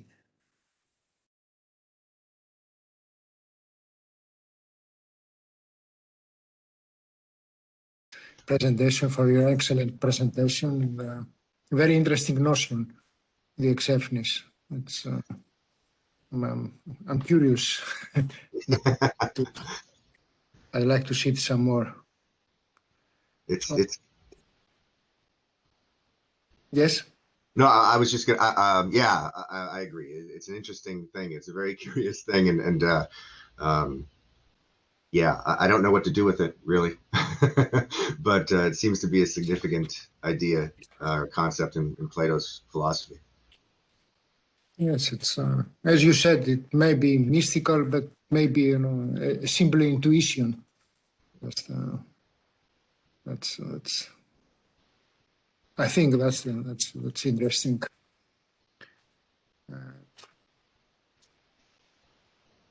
Yeah, I think in the seventh letter, he says, I think when referring to people who get a little of philosophy and then start writing about these things that he wouldn't write about, that they think they've stumbled onto something extraordinary, and maybe it's not, maybe there is a mundane sort of an intuitive element to it, in addition to the maybe more extraordinary. Well, for me, it's more interesting if it's it's mundane and yeah. Actually, me too, actually, because that I can relate to. I can relate to the mundane. Yes. Eva, you are here. You can speak 2 or 3 minutes, okay? Why 2-3 minutes? We said on the clock, didn't we? I think it was 5:35, but we can start earlier. But there are some people more to enter the room, so wait 1-2 minutes. Actually, do wait, because Andrew Payne, who is to present first in the next session, is not here yet. I can't see him. So we'll wait anyhow. Yes, it says 6 o'clock. Sorry, I'm on Greek time. It says 6 o'clock, so that's not 2 or 3 minutes. That's still 8 minutes away. Yes, exactly. Thank you. Thank you very much. No, it's yes, it's 6 o'clock.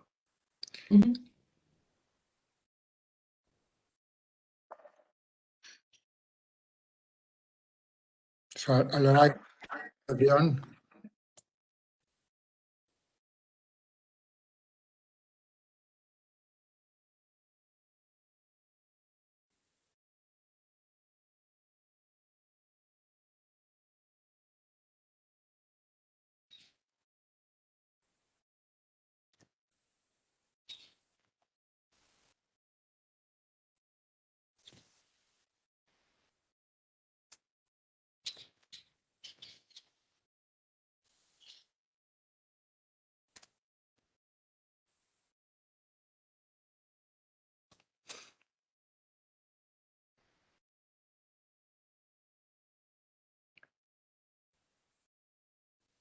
Και νομίζω, Εύα, την ίδια ώρα ξεκινάει και το session 2, έτσι, στις 6.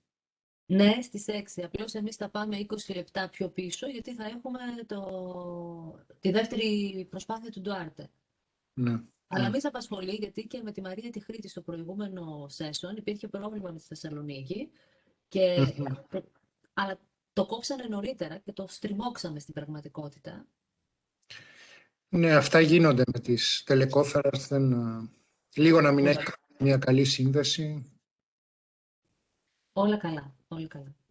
Τι καιρό έχετε κάνει? Κρύο. Πολύ Κρύο. καλά. Πολύ καλά. Πολύ καλά. Όχι. Εγώ μένω στην Λακωνία. Μένετε στη Λακωνία. Ναι, κοντά στους Μολάους. Στα χωράφια. Ζήλια. Ό,τι πρέπει. Είναι το καλύτερο. Ναι, για Και μένα. εγώ μένω στη Μελβούρνη. Όχι όμως στο κέντρο της πόλης, καμία σχέση. 30 χιλιόμετρα από την πόλη. Στα χωράφια. Ναι. Και είναι το καλύτερο. Ναι. Φτου και στους δύο. Ξέρετε το έθιμο, έτσι. Ναι. Πες εμβολιάστηκα, Εύα. Συγχαρητήρια. Το Pfizer. Εδώ είναι πολύ αργός ο εμβολιασμός. Πολύ, πολύ αργός. In fact, because we're again in lockdown for 2 weeks, they kind of had a rush, like go and do your jobs now. Believe it or not, the call center jumped. You couldn't get through at all.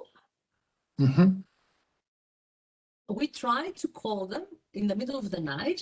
We had to wait for 2 hours and 20 minutes, only to be told that unless we are essential workers, we need to try again. So δεν προχωράει με τίποτα. It really doesn't go anywhere. I don't know why. I feel there isn't enough political will for vaccination. Something is iffy there. Well, there are a lot of people who are really suspicious. Ναι, αλήθεια. Δυστυχώς. Ναι. Εδώ στην Λακωνία πολλοί δεν θέλουν το εμβόλιο. Και εγώ είμαι 68 και είχα μόνο το πρώτο εμβόλιο. AstraZeneca. Ναι. Είναι μεγάλο διάστημα μετά το πρώτο και το δεύτερο. Πόσο είναι 2 μήνες. Έτσι δεν είναι? 2 μήνες. Ναι. Ενώ το άλλο είναι μόνο 1 μήνας. Και Johnson είναι μόνο ένα εμβόλιο. Μόνο ένα εμβόλιο. Δεν ξέρω, αλλά νομίζω ότι ο τρόπος που μιλάνε οι πολιτικοί κάνει τον κόσμο σκεπτικό.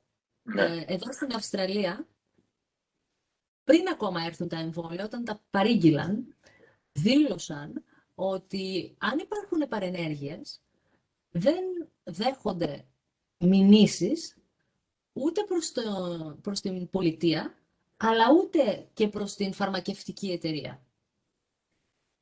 Δηλαδή το πρώτο που ενδιαφερότανε δεν ήταν να προχωρήσουν με τα εμβόλια, ενδιαφερόταν να μην υπάρχει ευθύνη για τυχόν λάθη. Και φυσικά αυτό κάνει τον κόσμο σκεπτικό. Και εμένα.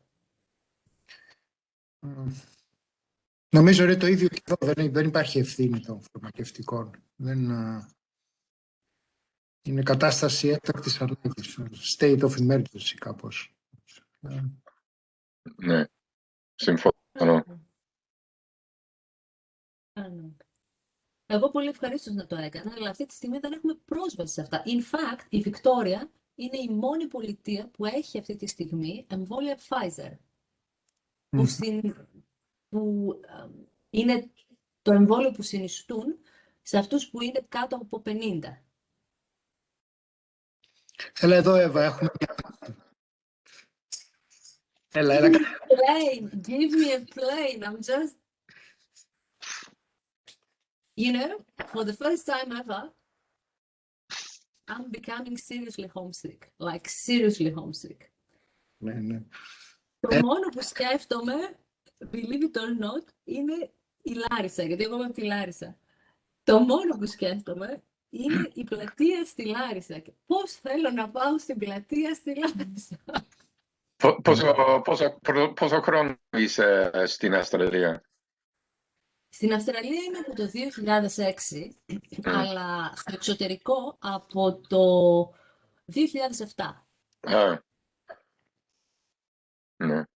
That's about when I moved to Greece. Όχι, ποιο 2007 λέω. 97. Το 1997 έφυγα από την Ελλάδα. Κρίμα. Είναι πολλά χρόνια. Κρίμα. Ναι, εμείς οι Έλληνες της Ελλάδος σε λυπόμαστε. Και εγώ με λυπάμαι σε πολλά σημεία, πραγματικά. Και από την Αθήνα και από τους Μολαούς σε λυπόμαστε. Καλύτερο εδώ. Ναι. Από πολλές απόψεις, ναι. Από πολλές απόψεις. Ξεκινήσουμε σε ένα λεπτό, Ναι. Νομίζω, ανησυχώ γιατί δεν βλέπω τον Άντριο. Νομίζω τον είδα πριν είχε μπει. Hi, Andrew. You are muted, Andrew. If you look at the bottom of your screen,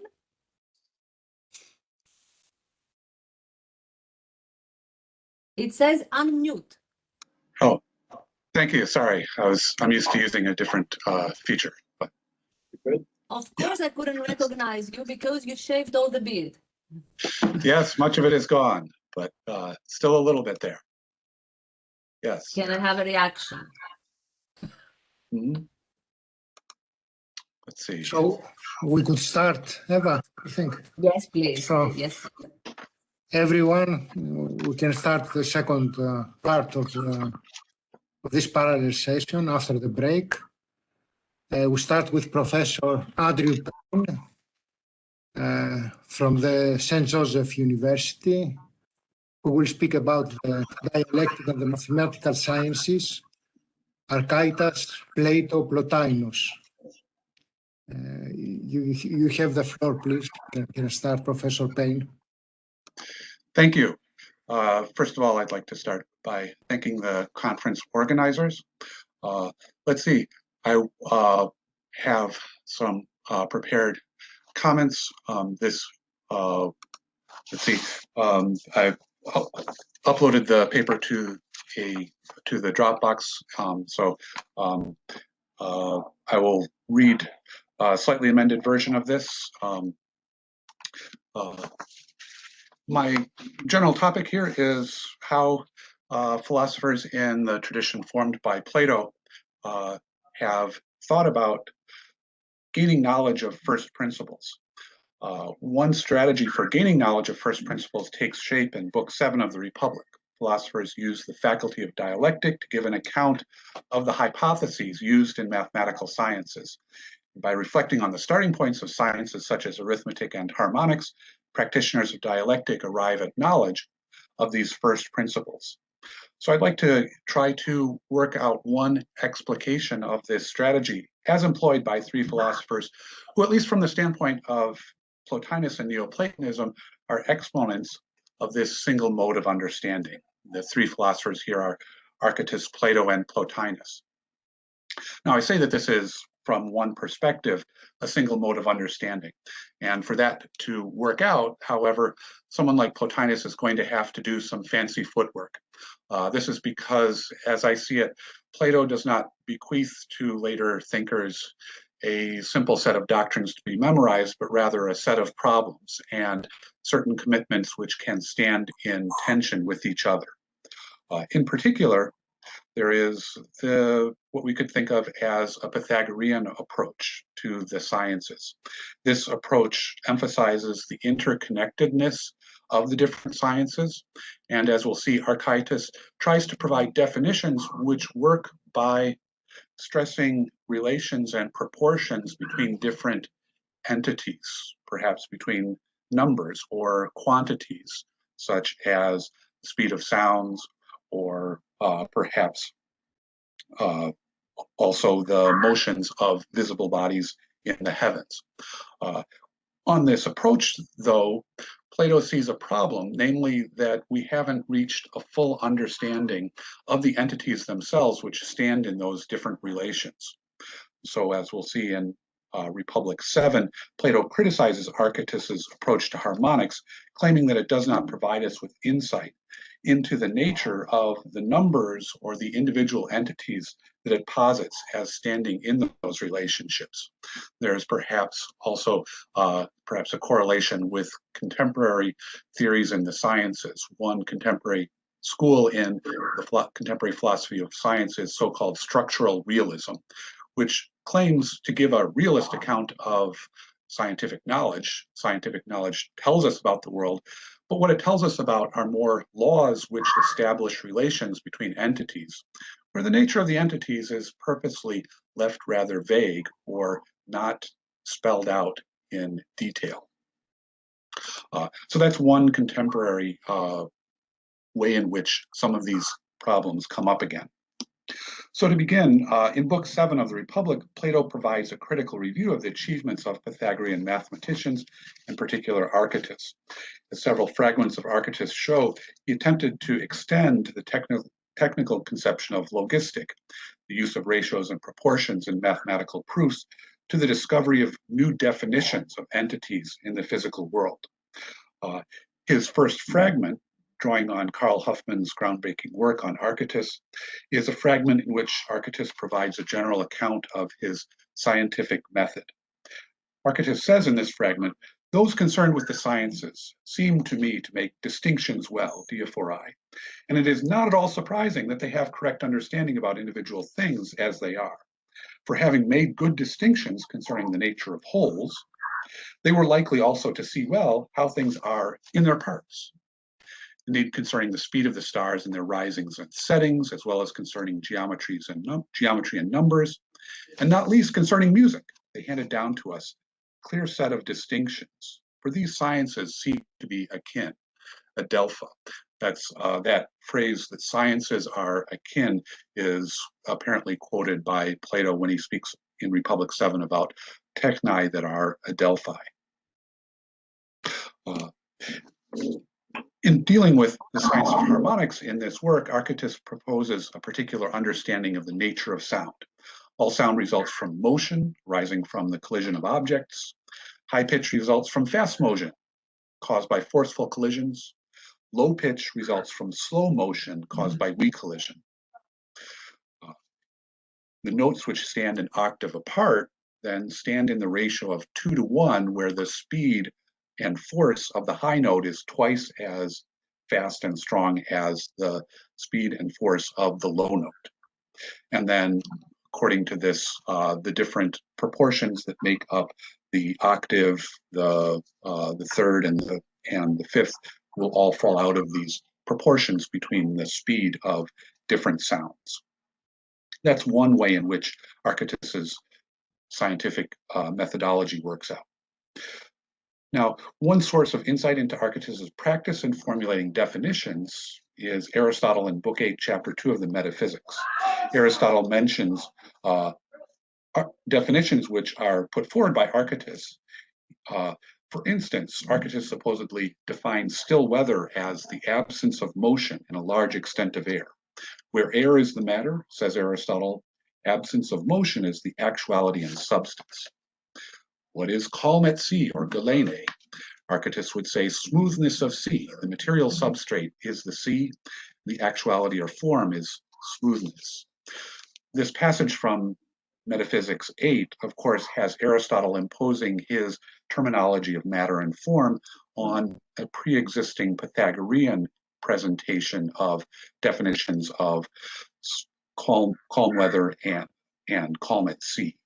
Probably Archytas, as a student of Philolaus, did not use the terminology of matter and form, but rather of limiters and unlimited. But what's interesting also is that Archytas here in the Metaphysics and also in 2 passages in the Topics mentions still weather and calm at sea as paired definitions. In these passages, Archytas apparently has devised relations between limiter and unlimited in the definitions of still weather and calm at sea, such that the relations between the two, the limiter and the limited, the relations are similar, so that it makes sense for Archytas to give paired definitions, not simply single definitions. Aristotle might be comfortable with that. Good definition of ox or human is a definition of a single entity which picks out the form and the corresponding matter. But Archytas wants always to give paired definitions. The relations in question between the limiter and the limited reveal causal influence of limiters on the unlimited material. The state of rest in still weather is responsible for the level surface of ocean water found in calm at sea. So the real interest in Archytas's definitions, it seems to me, is the proposal that the physical world consists in a network of causally connected entities that are united by recurring relations of similarity. Now, that's Archytas. Plato in Republic 7 develops a description of dialectic, which includes a critique of the work of Archytas and other similar Pythagorean theorists. Those theorists were active in the 5 propedeutic sciences described in Republic 7. I want to focus on Plato's criticism, in particular, though, of the fields of astronomy and harmonics. Harmonics as a whole is related to astronomy, because just as the eyes fasten on the motions of bodies in the heavens, so ears focus on harmonic motions and harmonium fora. Socrates at 530d associates this conception of harmonics as related to audible motions with the Pythagoreans. He says that there's something good about the people like Philolaus and Archytas. They're not simply trying to use their sense of hearing alone. They identify mathematical ratios. But these people also have their own problems. So an important text, he says at 531 BC, says, the ones I'm talking about, i.e. Archytas, are the ones we just said we were going to question about harmonics. For they do the same as the astronomers. They seek out the numbers that are to be found in these audible consonances, but they do not make the ascent to problems. They don't investigate, for example, which numbers are consonant and which aren't, or what the explanation is of each. Glaucon answers, but that would be a superhuman task. Socrates, yet it's useful in the search for the beautiful and the good. But pursued for any other person, it's useless. For any purpose, for any other purpose, it's useless. Socrates takes Archytas to be explaining the presence of consonant sounds by referring to the ratios between fast and slow movements. To expand on the very compressed wording of this critique of Socrates at 531, I would identify 2 distinct criticisms here, and both accuse Archytas of occupying an unstable middle ground. Between empirically minded harmonic theorists, those who judge musical intervals simply by using their ears, and Socrates' preferred option of ascending to problems, inquiry into ratios distinct from sensible bodies. First, Archytas, one who tries to identify numbers in audible sounds, Archytas allegedly does not consider which numbers are consonant and which are not. That is, once we make the step of thinking of consonances, these items of aesthetic interest, as defined by ratios between sounds, we face the task of working out which ratios generate audible consonances and which do not. Not all mathematical ratios are associated with these pleasing audible consonances. The straightforward response would tell us to use our ears. We can tell by listening attentively which sounds are consonant and which are not. And Archytas is simply telling us that the sounds we identify as consonant do in fact have this property because of the numbers in them, i.e. the ratios between speeds at which the sounds move. But this straightforward reply, perhaps, is not open to Archytas, since he holds that the human sense of hearing does not completely cover the full range of sounds. Actually, in one of his fragments, he speaks of sounds which are not audible. Some sounds involve motions which are too fast and too large, in a sense, for the human ear to hear, sort of like a great quantity of water being poured on a jar with a thin neck. Much of the water will not get in. Similarly, if we have really large and strong and fast sounds, they will not make their way into our ears. These are sounds greater in magnitude than can be heard by humans, perhaps the music of the spheres. For these sounds, at least, we need guidance as to which are consonant and which are not. Our ears will not tell us. For that, we need to examine the numbers and figure out why these numbers are consonant in terms of pure mathematics. That's one first criticism from Socrates against Archytas. And second, Socrates suggests that Archytas does not inquire into why some numbers have the property of being consonant and others do not. Archytas has apparently made some headway on the task of explaining the phenomenon of consonant sounds by tracing this phenomenon back to numerical ratios. But according to Socrates, the range of consonances is not determined simply by audible sounds. The numbers and ratios which stand behind consonant sounds are themselves consonant, Socrates assumes. These are the source of the consonants in audible sounds, just as equal lengths are explained by the equal itself, which is itself not an item discerned by our senses. So consonant sounds must be determined by something in the intelligible realm, which, despite the etymology of the term consonant, cannot be heard. The task of harmonics includes the task of explaining consonants at the level of intelligible numbers, not just at the level of audible sound. Dialecticians who inquire into the nature of numbers and the nature of consonants apart from sensible objects will have the task of identifying the essence of each of these items. And the goal for Socrates, then, is not to identify a network of physical phenomena united by relations of similarity, proportionality, and causal influence, as was the case for Archytas. Rather, he seeks to answer the question, what is number, or what is consonance, in a way that will set forth the one nature that covers the many instances and will withstand alenctic testing. Now, to confirm this understanding of Platonic dialectic, I turn to Plotinus and his description of dialectic. In Ennead 1:3 on dialectic, we find some suggestions, quite disappointing or bare perhaps, for how dialectic can make productive use of mathematical principles. In 1:3, Plotinus speaks of dialectic using existing things, ta anta, as matter, perhaps in a manner to be also explored in elsewhere in the Enneads. The forms have a type of matter which intellect is able to abstract from. The transition from mathematical principles to higher principles here is a matter of, in part, emphasizing the form within form-matter compounds, and then finding a clearer account of the form that animates the matter. When Plotinus speaks, for instance, in 1:3 about musicians, I think he has in mind people who are sensitive to audible beauty, audible consonants. But he tells us that we need to find a way to focus on the form rather than simply the matter. Another example of this process, I think, appears in Ennead 4, chapter treatise 5, as Plotinus investigates the nature of vision. In doing this, he examines different hypotheses or proposed definitions of the process by which the eye receives the form of visible objects with the aid of light from an illuminated body.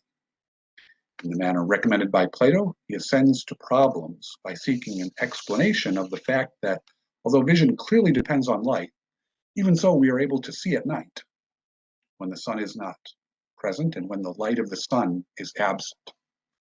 In the matter of the dialectician described in Republic 7, Plotinus destroys the hypotheses or proposed definitions provided by others, such as the Stoics and Aristotle, and even to some extent by Plato, by pointing out that these earlier philosophers with their definitions of vision cannot explain such phenomena as seeing the stars and the moon at night.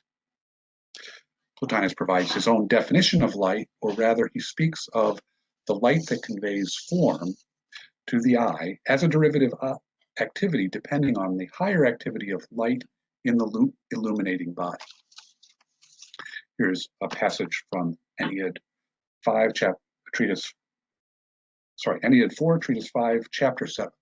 It says, but the activity within the luminous body, which is like its life, is greater and is a kind of source and origin of its outward activity.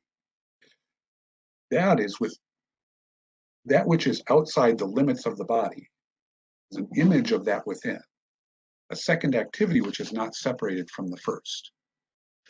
The light from bodies, therefore, is the external activity of a luminous body.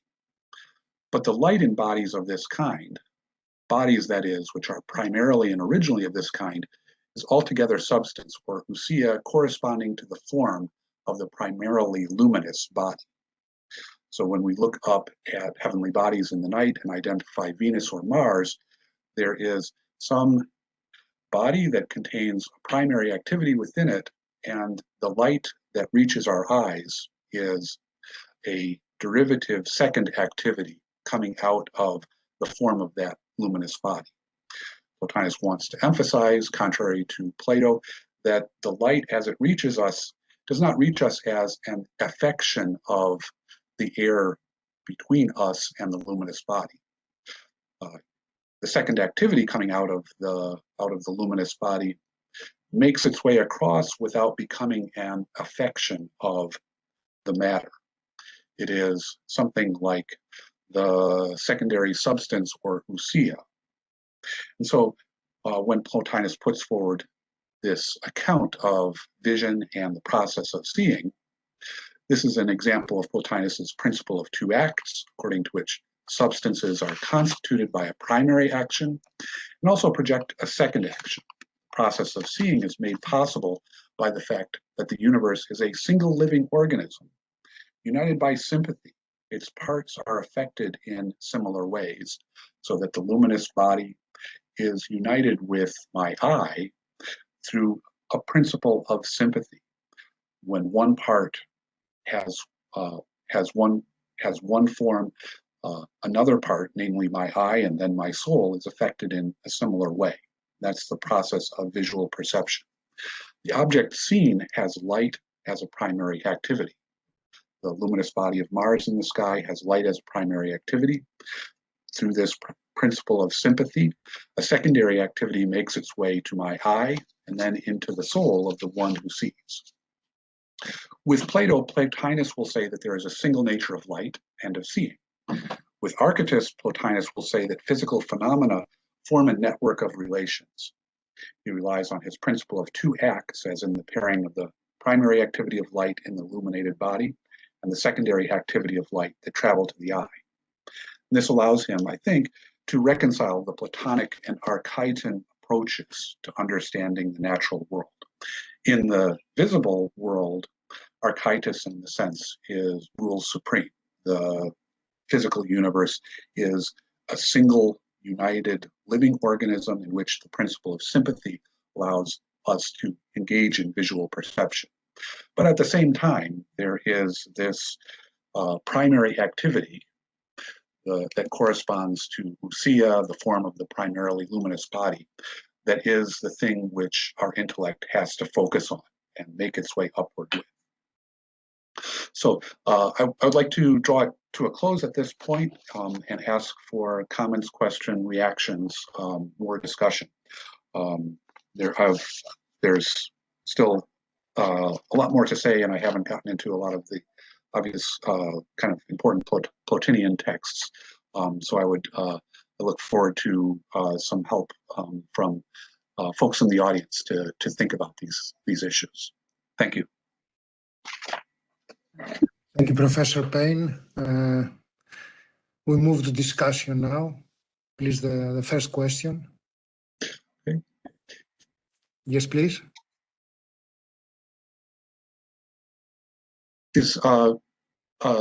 Georgios, are you taking questions or identifying questioners? Yes, I'm taking. But whoever wants to speak up, please. It was a very interesting paper.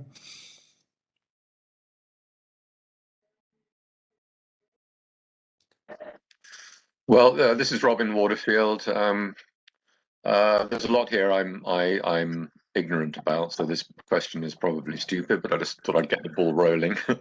So you're saying that Plotinus is looking back to Archytas in particular, or a kind of tradition that Archytas started? Because I'm thinking there's such a long gap between them. There must have been other empiricists in between for Plotinus to be looking back on, not necessarily Archytas himself. Is that a sensible comment? I don't know. Yes, it is, and certainly I think of the two alternatives that you put forward, it's the second one.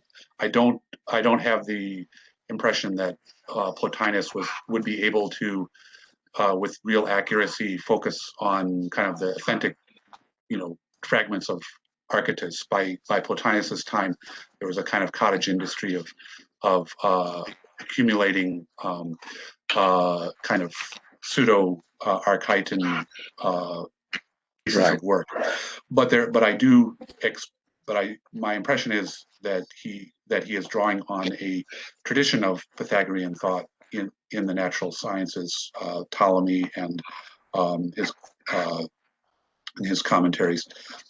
So I take it that the conception of the physical world as a whole, united by sympathies, is a continuation of the Archytan project of thinking of the universe as a whole. Clearly, this also goes through the Timaeus, of course, whole united by sympathies. Part of what and this is perhaps controversial, I mean, it strikes me that among Neoplatonists, Plotinus is actually kind of light on the Pythagorean number theory. Other Neoplatonists, Proclus, for instance, will take this ball and run with it in a big way.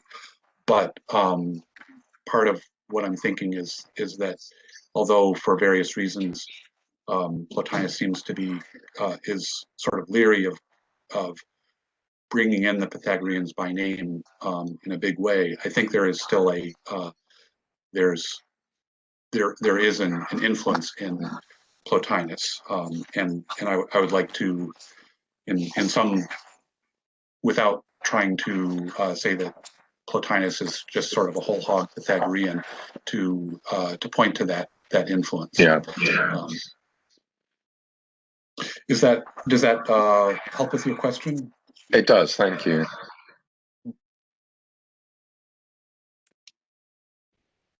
Next question.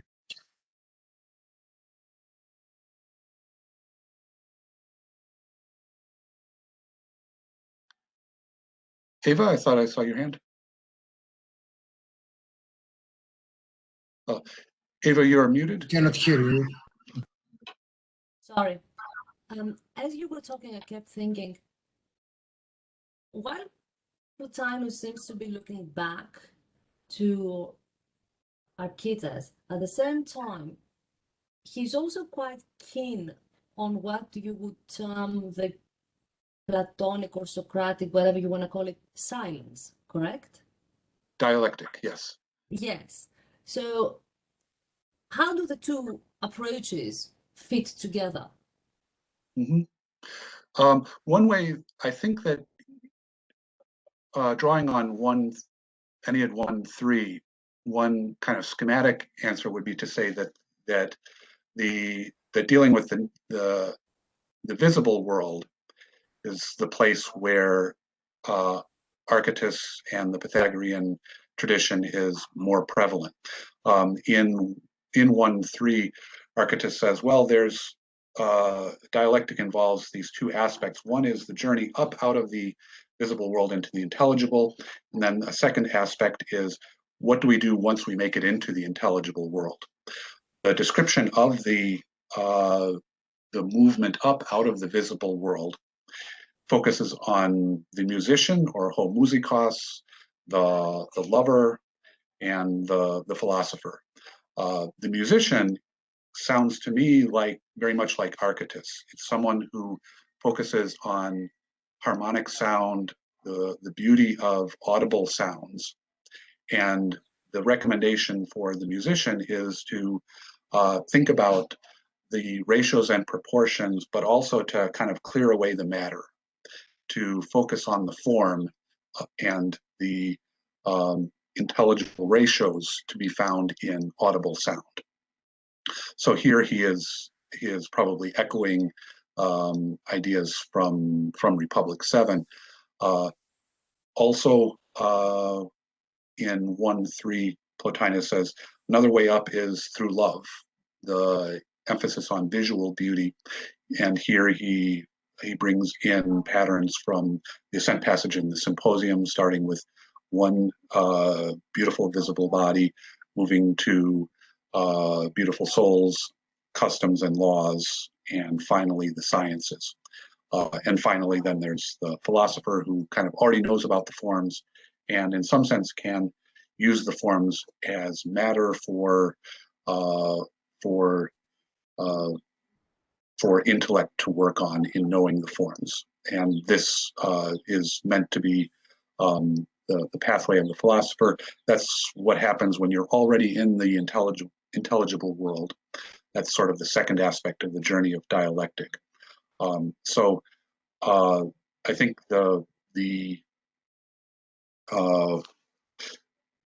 sort of a quick answer is that Archetypes and the Pythagorean tradition are used by Plotinus to make sense of the visible world as a unified organism with these relationships of similarity between parts, where there's something like ratios of correspondence between the parts.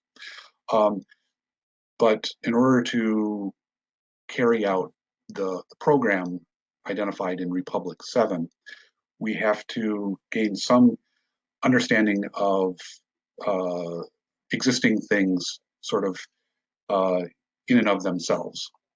And part of the problem that I see is what exactly is that going to look like?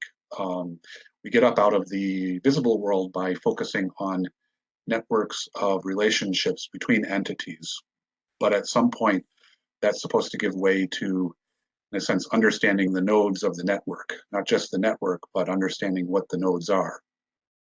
And I see this as a kind of a standing tension within the Platonic system. What we can gain scientific understanding by understanding the visible world as a system of networks, but how are we supposed to kind of get past that? I'm still kind of working on Plotinus to see what his answer to that is. I don't have a kind of a full story to tell at this point, but my sense is kind of the Pythagorean tradition and the idea of ratios and proportions is meant to get us out of the visible world. What happens after that is still to be told. Thank you very much. Thank you, Andrew. I don't think we have any more time for questions. So yes, we should yes. Yes, I just want to say thank you for the question and the opportunity. Well, thank you. Interesting presentation, Professor Payne, and we move to Professor Soder of the Providence College, Montreal, who is going to speak about evil souls, the dualism of Plutarch and Numenius. Professor Soder, please take it. Thank you very much. First question is, can you hear me? Okay, great. I'm happy to be here from Pennsylvania, is actually where I am today. Like the last two presenters, quite an extraordinary thing. First, I'd like to thank Ava for organizing, and the rest of you who helped organize, for organizing this conference, not only once, but twice. Happy to be here with you today. So what I have to say in this short amount of time very nicely follows up on Dr. Alevsky's paper earlier this morning, very much to that theme of matter and evil in Neoplatonism, later Neoplatonism. What I aim to do here is just maybe to shed a little light on what Dury called an enigma of intellectual history, which was the prevalence of dualistic models of thinking in Middle Platonism. So the Platonism of the 1st and 2nd centuries, let's say. That is something that we find in almost all of the Platonists of that period, and then very rapidly disappears. Plotinus, of course, is a limit case. You can perhaps interpret him as a dualist, depending on what you do with the whole question of the generation of matter, if it's generated, what generates it. For all of those questions, I can only refer you to Kevin Corrigan's book, which goes into those issues quite extensively. I'm going to talk today about two figures, one of which the textual situation is very good, Plutarch, and the other who we only have fragments of, Numenius. And I want to concentrate here not so much on the question of dualism, but more on the question of our conference, which is the reception of Platonic texts. So the arguments that Numenius and Plutarch are going to make here really are based on a determination of the relationship between 3 passages. And those are first, the chaotic shaking pre-cosmic matter of the hupodoke receptacle, the quora of Timaeus 52d to 53b. Second, the reference to the evil soul in Laws 896e. And then finally, we're going to see these very strange interpretations of the soul mixture passage beginning at Timaeus 35a. So I would refer you here to, I uploaded this, or actually I asked a friend to upload this to the Dropbox, so I hope it's there, my paper, so that you can follow along. What I'm going to do is to read the 3rd part of that paper, which is called Dualism in the Generation of the Soul. And it's in this section of the paper where I kind of try to contrast the dualism of Numenius and Plutarch, and I want to show how much they differ here after an earlier section in which I was trying to say that they're kind of can roughly be grouped under this dualistic framework. So let's start there then on part 3 of the paper. In what I had set up to that point in the paper, Plutarch and Numenius would seem to uphold the same dualistic paradigm, which we could see as pointing back to the early academy, Xenocrates. In Isis and Osiris, Plutarch spoke about Egypt, chapter 48. He refers to a dualism of, on the one hand, God and reason, and then on the other hand, the second principle is not matter, but rather, for Plutarch, the evil world soul. So Plutarch, then we have a kind of God and evil world soul dualism. Numenius, it's more complicated. For Numenius, this opposing principle to the good will very clearly be the material principle of evil from Timaeus. He speaks then, so Numenius does also speak of an evil world soul, but only here in reference to matter. So he will say, for instance, that the soul of matter, he says, fragment 52, is not without substance. The soul of matter opposes providence, working to fight its plan with the forces of its own evil. This is, I'm taking the translation of George Boyce Stone's here. So we have an evil soul in Numenius, but only in reference then to the matter of Timaeus 52d and 53. I think maybe the thought there is perhaps the idea that this chaotic shaking motion of the matter has to be moved by something. It's actually a question, as you know, in Timaeus' interpretation, in Harold Chernis's critique of Festugière. This was back in the 1950s, I believe. Chernis says that the matter of Timaeus cannot be a secondary principle because nothing can move without being moved by a soul, as Plato says in Laws 10. And therefore, this matter does not move itself, but is only moved by a kind of secondary or relative movement that has to do with the rotations of the heaven. That's obviously not the way Numenius goes, but perhaps it was this thought that this evil shaking matter needs something to move it that led Numenius to posit, only in that one line, an evil world soul. The soul of matter. So, you know, maybe it's not the world soul exactly, the soul of matter, he calls it. Let me point out there that the interpretation of Numenius I'm making relies nearly entirely on fragment 52, which I believe is the longest of the Numenius fragments. And it's a fragment that's from Chalcidius, who is talking about Numenius as a Pythagorean. So just for the context. Let's move on then into section 3 of my paper. The paragraph that begins, second paragraph of section 3. Differences between the two followers of Plato emerge when we look at their respective accounts of how the world soul is generated from these two dualistic archae.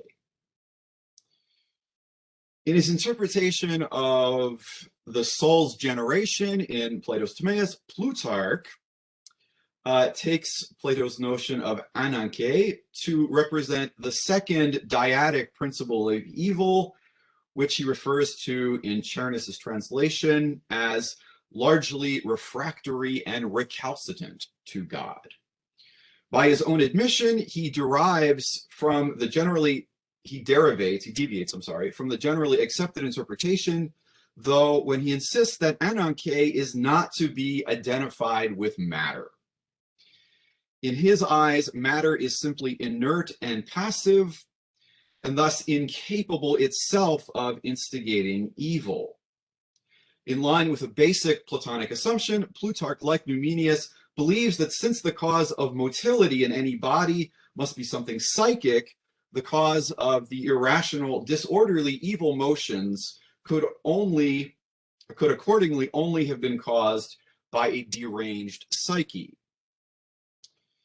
It's this arche of disruptive motion that Plutarch finds in the apeiron of the Philebus, and once again in the disorderly and maleficent soul of Laws 10.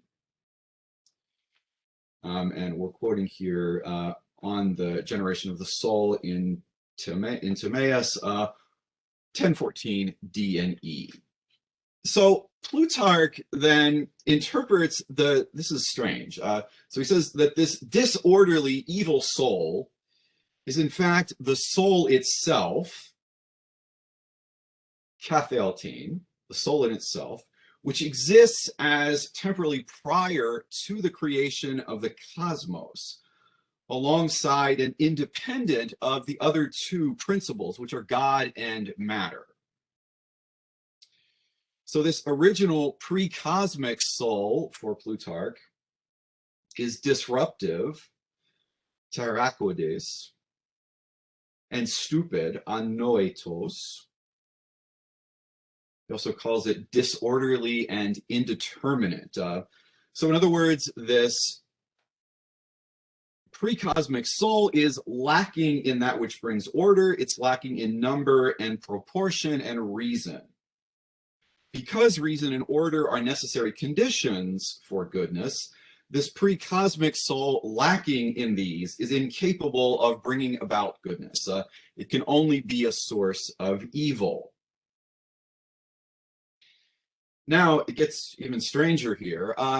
It turns out that for Plutarch, this pre-cosmic soul, it's this pre-cosmic soul that will be acted upon by the demiurge in Plutarch's interpretation of the mixing of the world soul, which begins at Timaeus 35a. So this interpretation requires him to identify Plato's Ameristos indivisible ousia, with the divine reason and harmony imparted by the demiurge. And more controversially, he will identify the Ameristousia, the divisible being, with the pre-cosmic soul. The demiurge will now mix these two components, imparting to the disorderly, irrational, evil soul the divine harmony of reason, and thereby forming the single unified world soul. Plutarch's metaphor for this process is the musician who takes control of an instrument that of itself only vibrates without harmony and rhythm. The musician produces on that instrument beautiful music.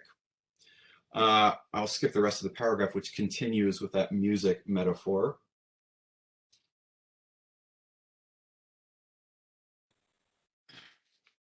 Moving on to the next paragraph then. For Plutarch, the rational good world soul consists of the irrational evil soul, which has been, so to speak, domesticized. Its destructive motility has been harnessed and turned towards the good. And we see here an essential difference then with Numenius. For Numenius, the good world soul is not the ordered evil soul like it is for Plutarch. What exactly Numenius does think is not easy to discern from the existing fragments, and it's a very heavily debated question in the literature on Numenius. Essentially, an interpretation has to find a way to reconcile this strict dualism of the Chalcidius text, fragment 52, with Numenius's doctrine of three gods. This is from Alcibius, fragment 11, one of the most, these are perhaps the two most famous Numenius fragments that we're talking about here. So if we understand the second god in that fragment 11 as the noetic demiurge, that's the interpretation made by Baltes, Dulé, and Doisa in opposition to Kramer's interpretation. So if we take the second god as noetic demiurge, then the third god, which the noetic demiurge itself becomes through its contact with matter, this third god can be understood as the good world soul. In this process, matter plays no positive or productive role in the formation of the soul. It does not become the foundation of the world soul, i.e. the third god, fragment 11. Instead, its only role is to serve as the occasion for the splitting of the second god into higher and lower gods, one oriented towards the intelligible, the other oriented towards the sensible. So that division would correspond to what becomes in Plotinus the nous and the world soul. In this process of soul generation, what happens to the original matter and the evil soul that provides its motility? Well, on the one hand, if we consider Proclus's account of Numenius's soul generation, this is fragment 39, the process would seem to involve the standard xenocratic motif of the noetic demiurge ordering and limiting the unlimited duality of matter. In opposition to matter, and this is really following Doisa's interpretation, in opposition to matter, the evil soul itself would seem to be unaffected by the process.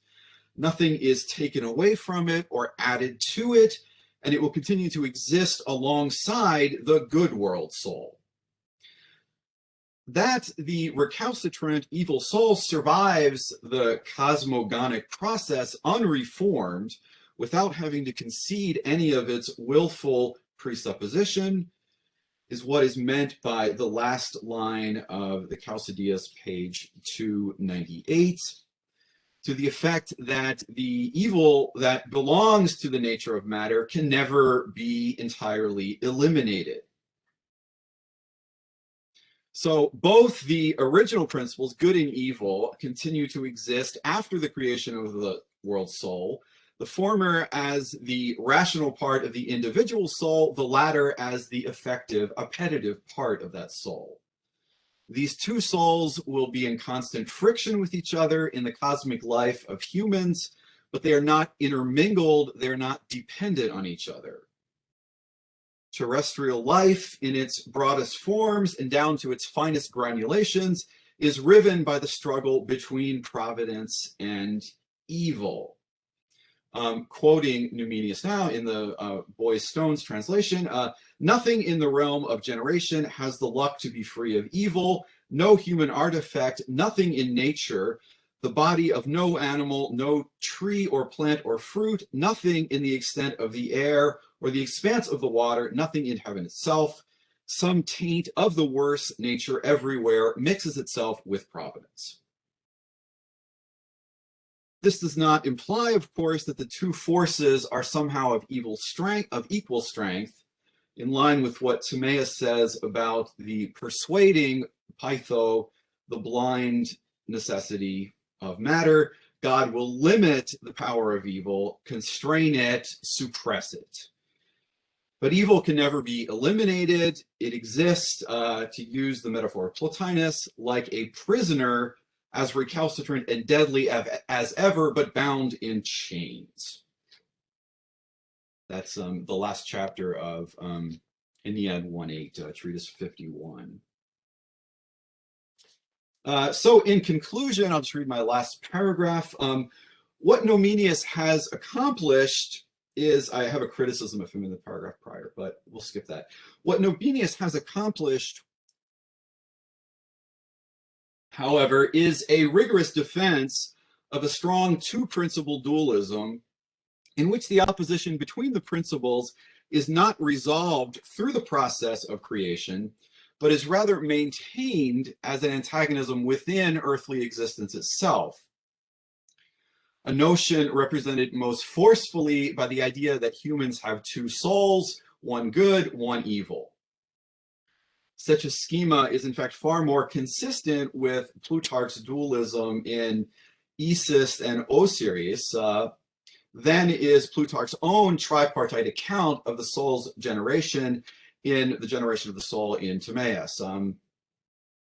Numenius's rigorously dualistic account also presents significant advantages for theodicy, since it would allow him to avoid the critique that Proclus makes of monistic schemas such as that of Plotinus, which are said to make good into the principle of evil. Despite these advantages, however, Numenius's dualism did not find adherents in later Neoplatonism. And I would be very interested to hear anybody challenge that statement, because I'm interested in dualism and I'm interested in finding it in later texts. I have not really done so. The only thing that I really know of is like Boethius, who had the Chalcidius text, kind of does come back to this notion of matter or spatiality as a reason for the imperfection of the universe. But that's all I have. Thank you. Thank you, Professor Soter. It's time for challenging then. It's time for discussion. Here's the first question.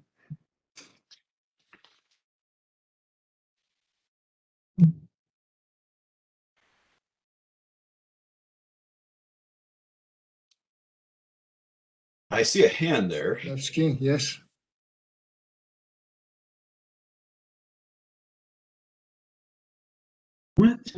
Okay, thank you Yes. for your talk.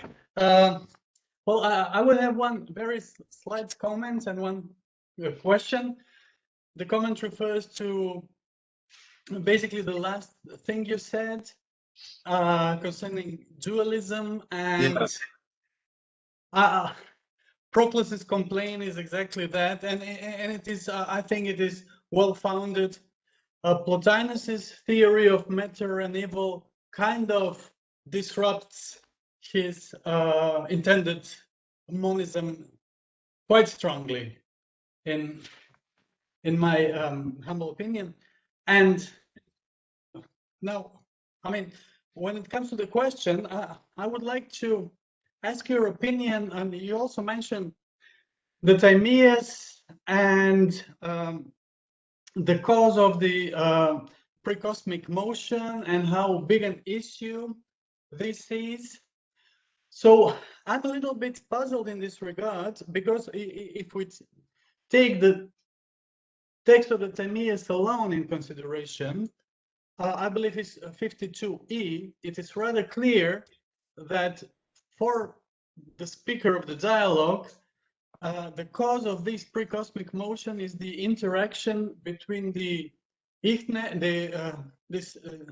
elemental or eidetic traces and the receptacle.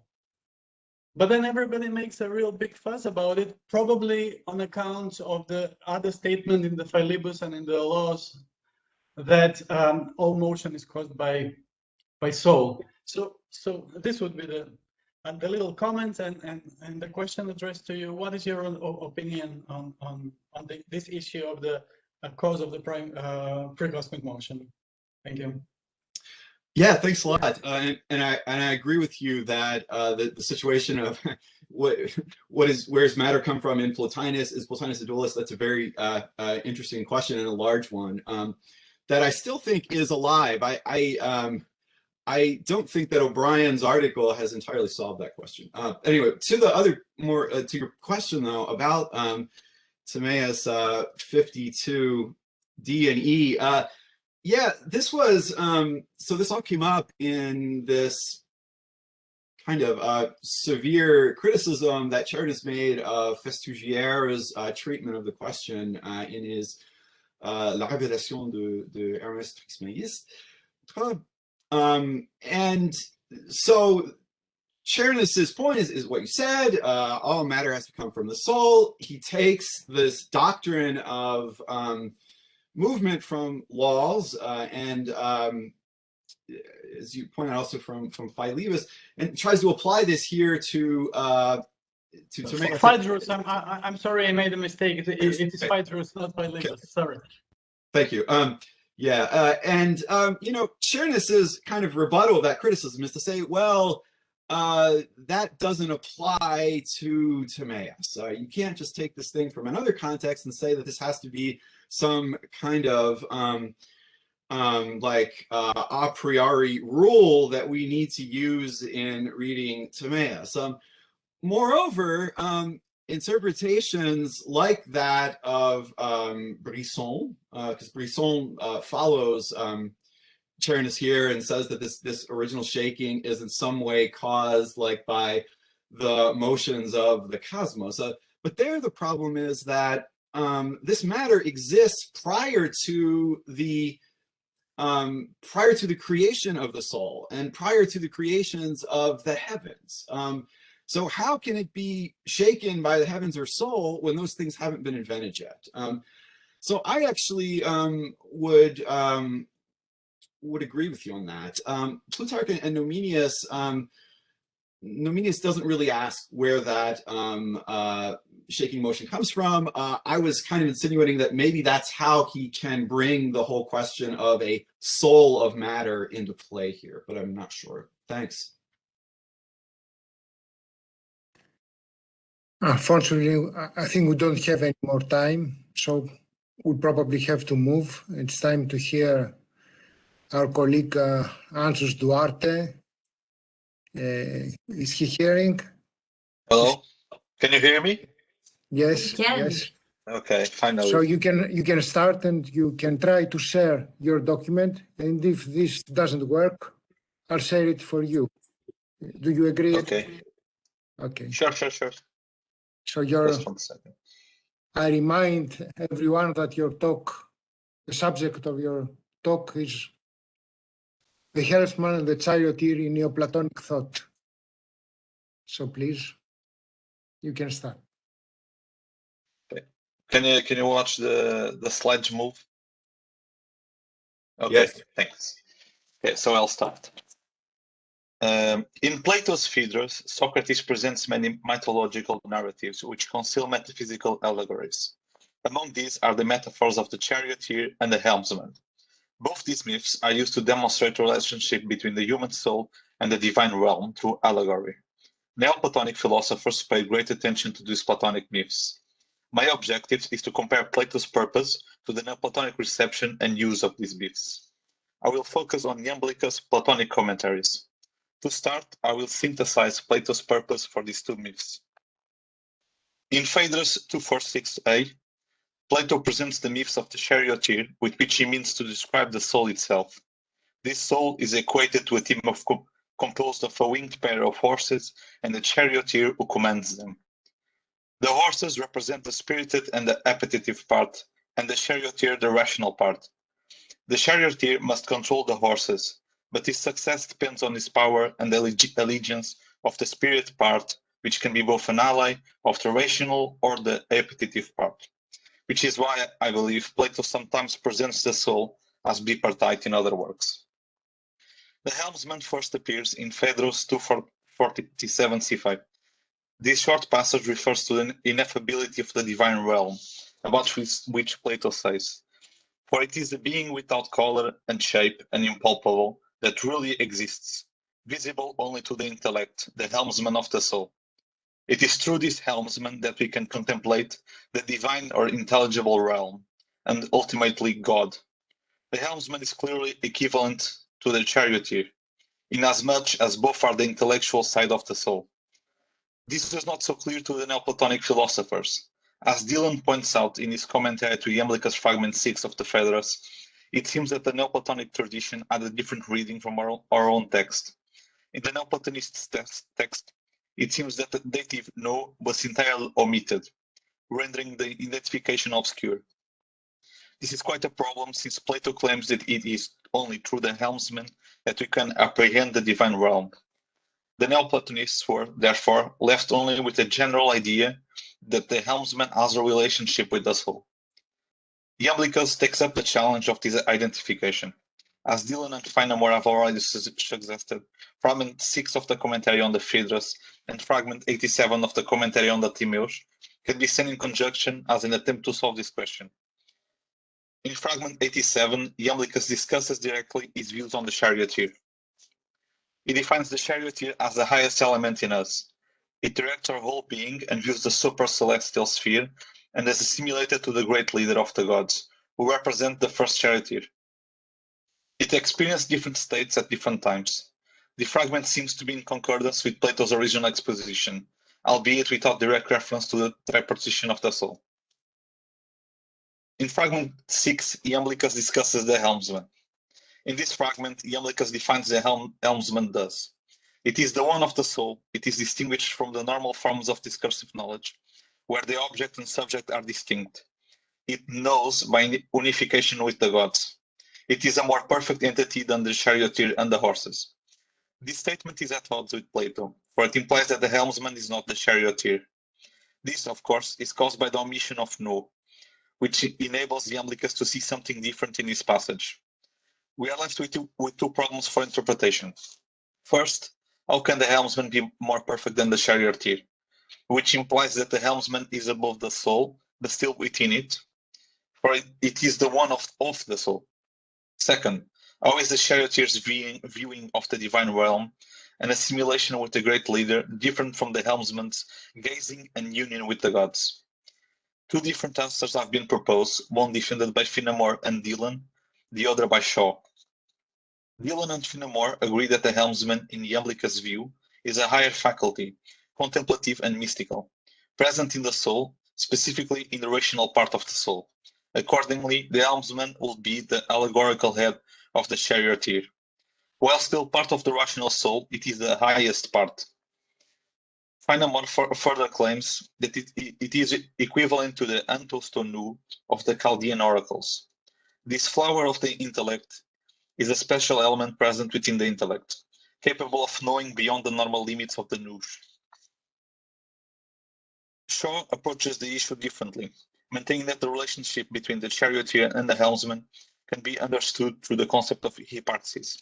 He refers to the Damascus definitions of hyparxis, according to which it is the pre-essential cause of being. It is not part of being, but it is pre-essentially present in it. The cause of a certain being is somehow present in it as hyparxis. Since the cause of all things is ultimately the one, everything has the one present in it pre-essentially. Hence, what Shaw calls henology, the relationship the one has to every being.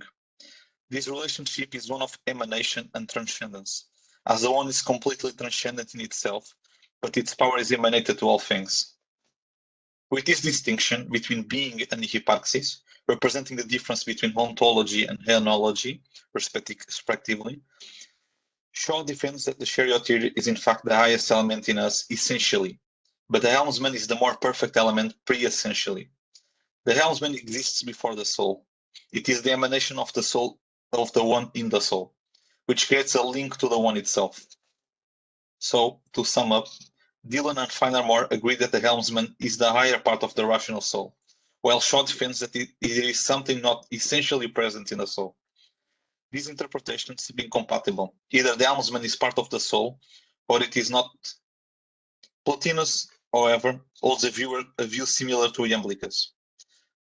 Plotinus might therefore represent a precedent for Iamblichus' interpretation. Plotinus already seems to distinguish a higher element within the nous, which he believes the soul to be a part of. As Dillon and Feinermore also noted, Plotinus believes in the mystical faculty of the soul, through which we can attain a vision beyond rationality. This is made explicit in Enad 6, Tractate 9, Chapter 3, lines 20 to 27, where he calls this faculty the primary element in intellect. In Enad 5, Tractate 3, Chapter 14 and 15, Plotinus says that it is the endon nous, or intellect within, elsewhere called the primary element in intellect and pure intellect, which is the highest element in the nous, that grants being to all things. Being is granted by the unity given to things by the one. All things are one. So that element in the nous must be the one in some form.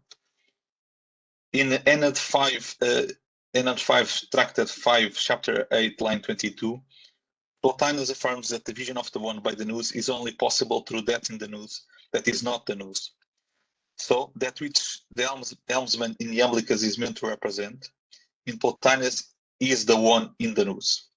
It is through this that the nous can see the one, but not through rational faculties, but by the sameness of the helmsman to the one. The nous has two faculties, to know itself intelectively and to know that which is transcendent to it, through its transcendental element, by sameness. This is consistent with Iamblichus' claims. Although Plotinus does not delve into hyparxis as Damascus does, it seems that an early concept is in Plotinus' mind. In Enad 6, Tractate 4, Chapter 3, he warns that the intellect within, while in the nous, is most definitely not part of the nous. This reflects the idea of the transcendence of this element and is compatible with Iamblichus' statements. So, I believe, the Neoplatonic helmsman, as named by Iamblichus, but already present somewhat in Plotinus, is an element present and not present at the same time within the rational part of the soul, combining both Dillon and Feinermore's interpretation of the helmsman as part of the rational part, and Shaw's interpretation of present pre-essentially. This conception of the helmsman is a new perspective on Plato's tripartition of the soul, since we have a whole new element within this schema, and shows the Neoplatonic focus on the more transcendent side of philosophy. It serves also as an example of the fluidity of meaning of the Platonic myths. Furthermore, this new conception also presents a contrast between Plato's faculty of mystical union, which seems to be in the realm of the rational part of the soul, and the Neoplatonic transcendent mysticism, which believes that union is effected through super-rational elements. That's all. Right. Thank you for your speech. We can pass to questions, please.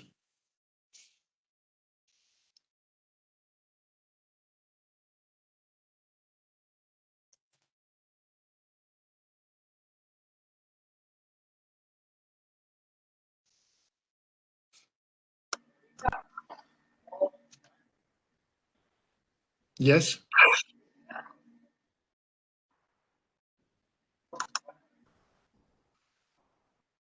Yes, Eva. Now, Duarte, Yes. to the degree that I could hear you and follow the talk, Yes. you spoke about the charioteer and you spoke about the helmsman, correct? Exactly. Yes.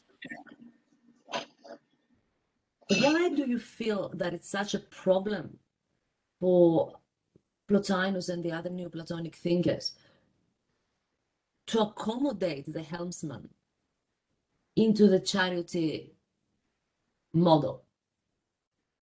I will say that it is pretty clear in Plato's text that the helmsman is supposed to be the charioteer.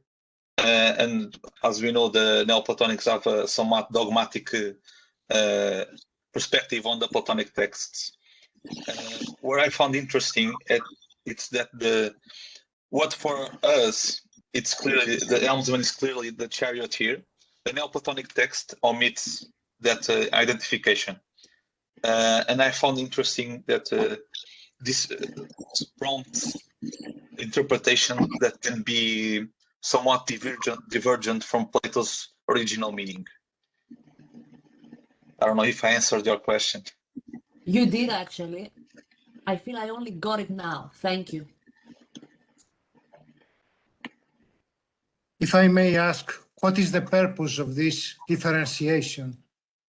Why this differentiation must be made by the Neoplatonists? I'm not sure.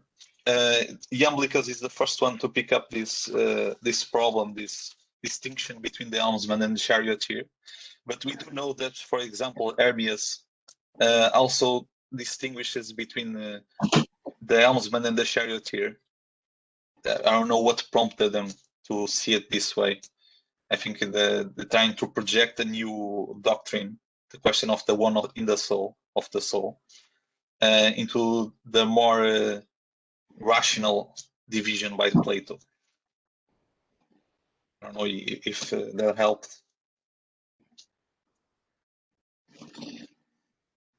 Well, it's a question. I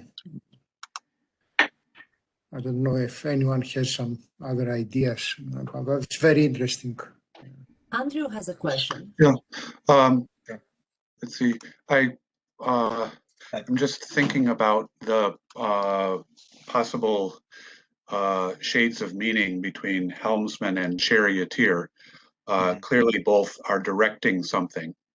But in the image of the charioteer, it seems as if the soul has within it these unruly forces, the bad horse, and the soul as a whole is not just the charioteer, but also the horses.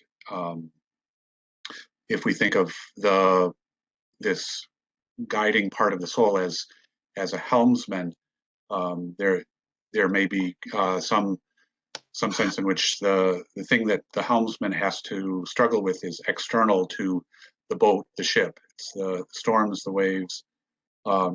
Is there, would the Neoplatonists have any thoughts about, in a sense, what the helmsman is directing its attention to, working with or against?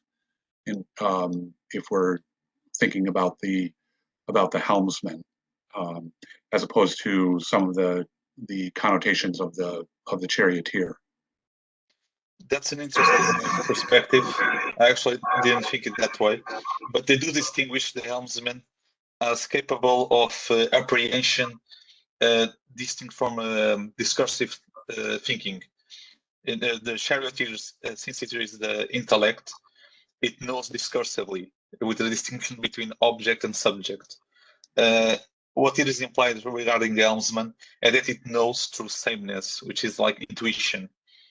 So that's the only distinction I can find between the two, in that sense that you explained. But that's an interesting view. Thank you.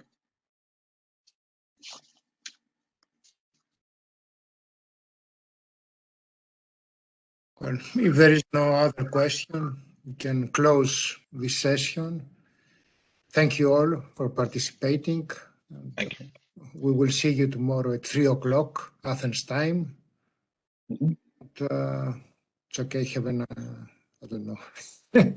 Here is evening going to night, so I'm wishing you all the best. And Eva, you have something to tell? I'm just so glad we were able to resolve the issue with Duarte and you got a chance to present your work. Thank you so much. That was good. Sorry, no, thank you for the patience. No, not a problem. See you all tomorrow, guys. Thank you. Tomorrow, thank you. Thank you all. Thank you. Bye.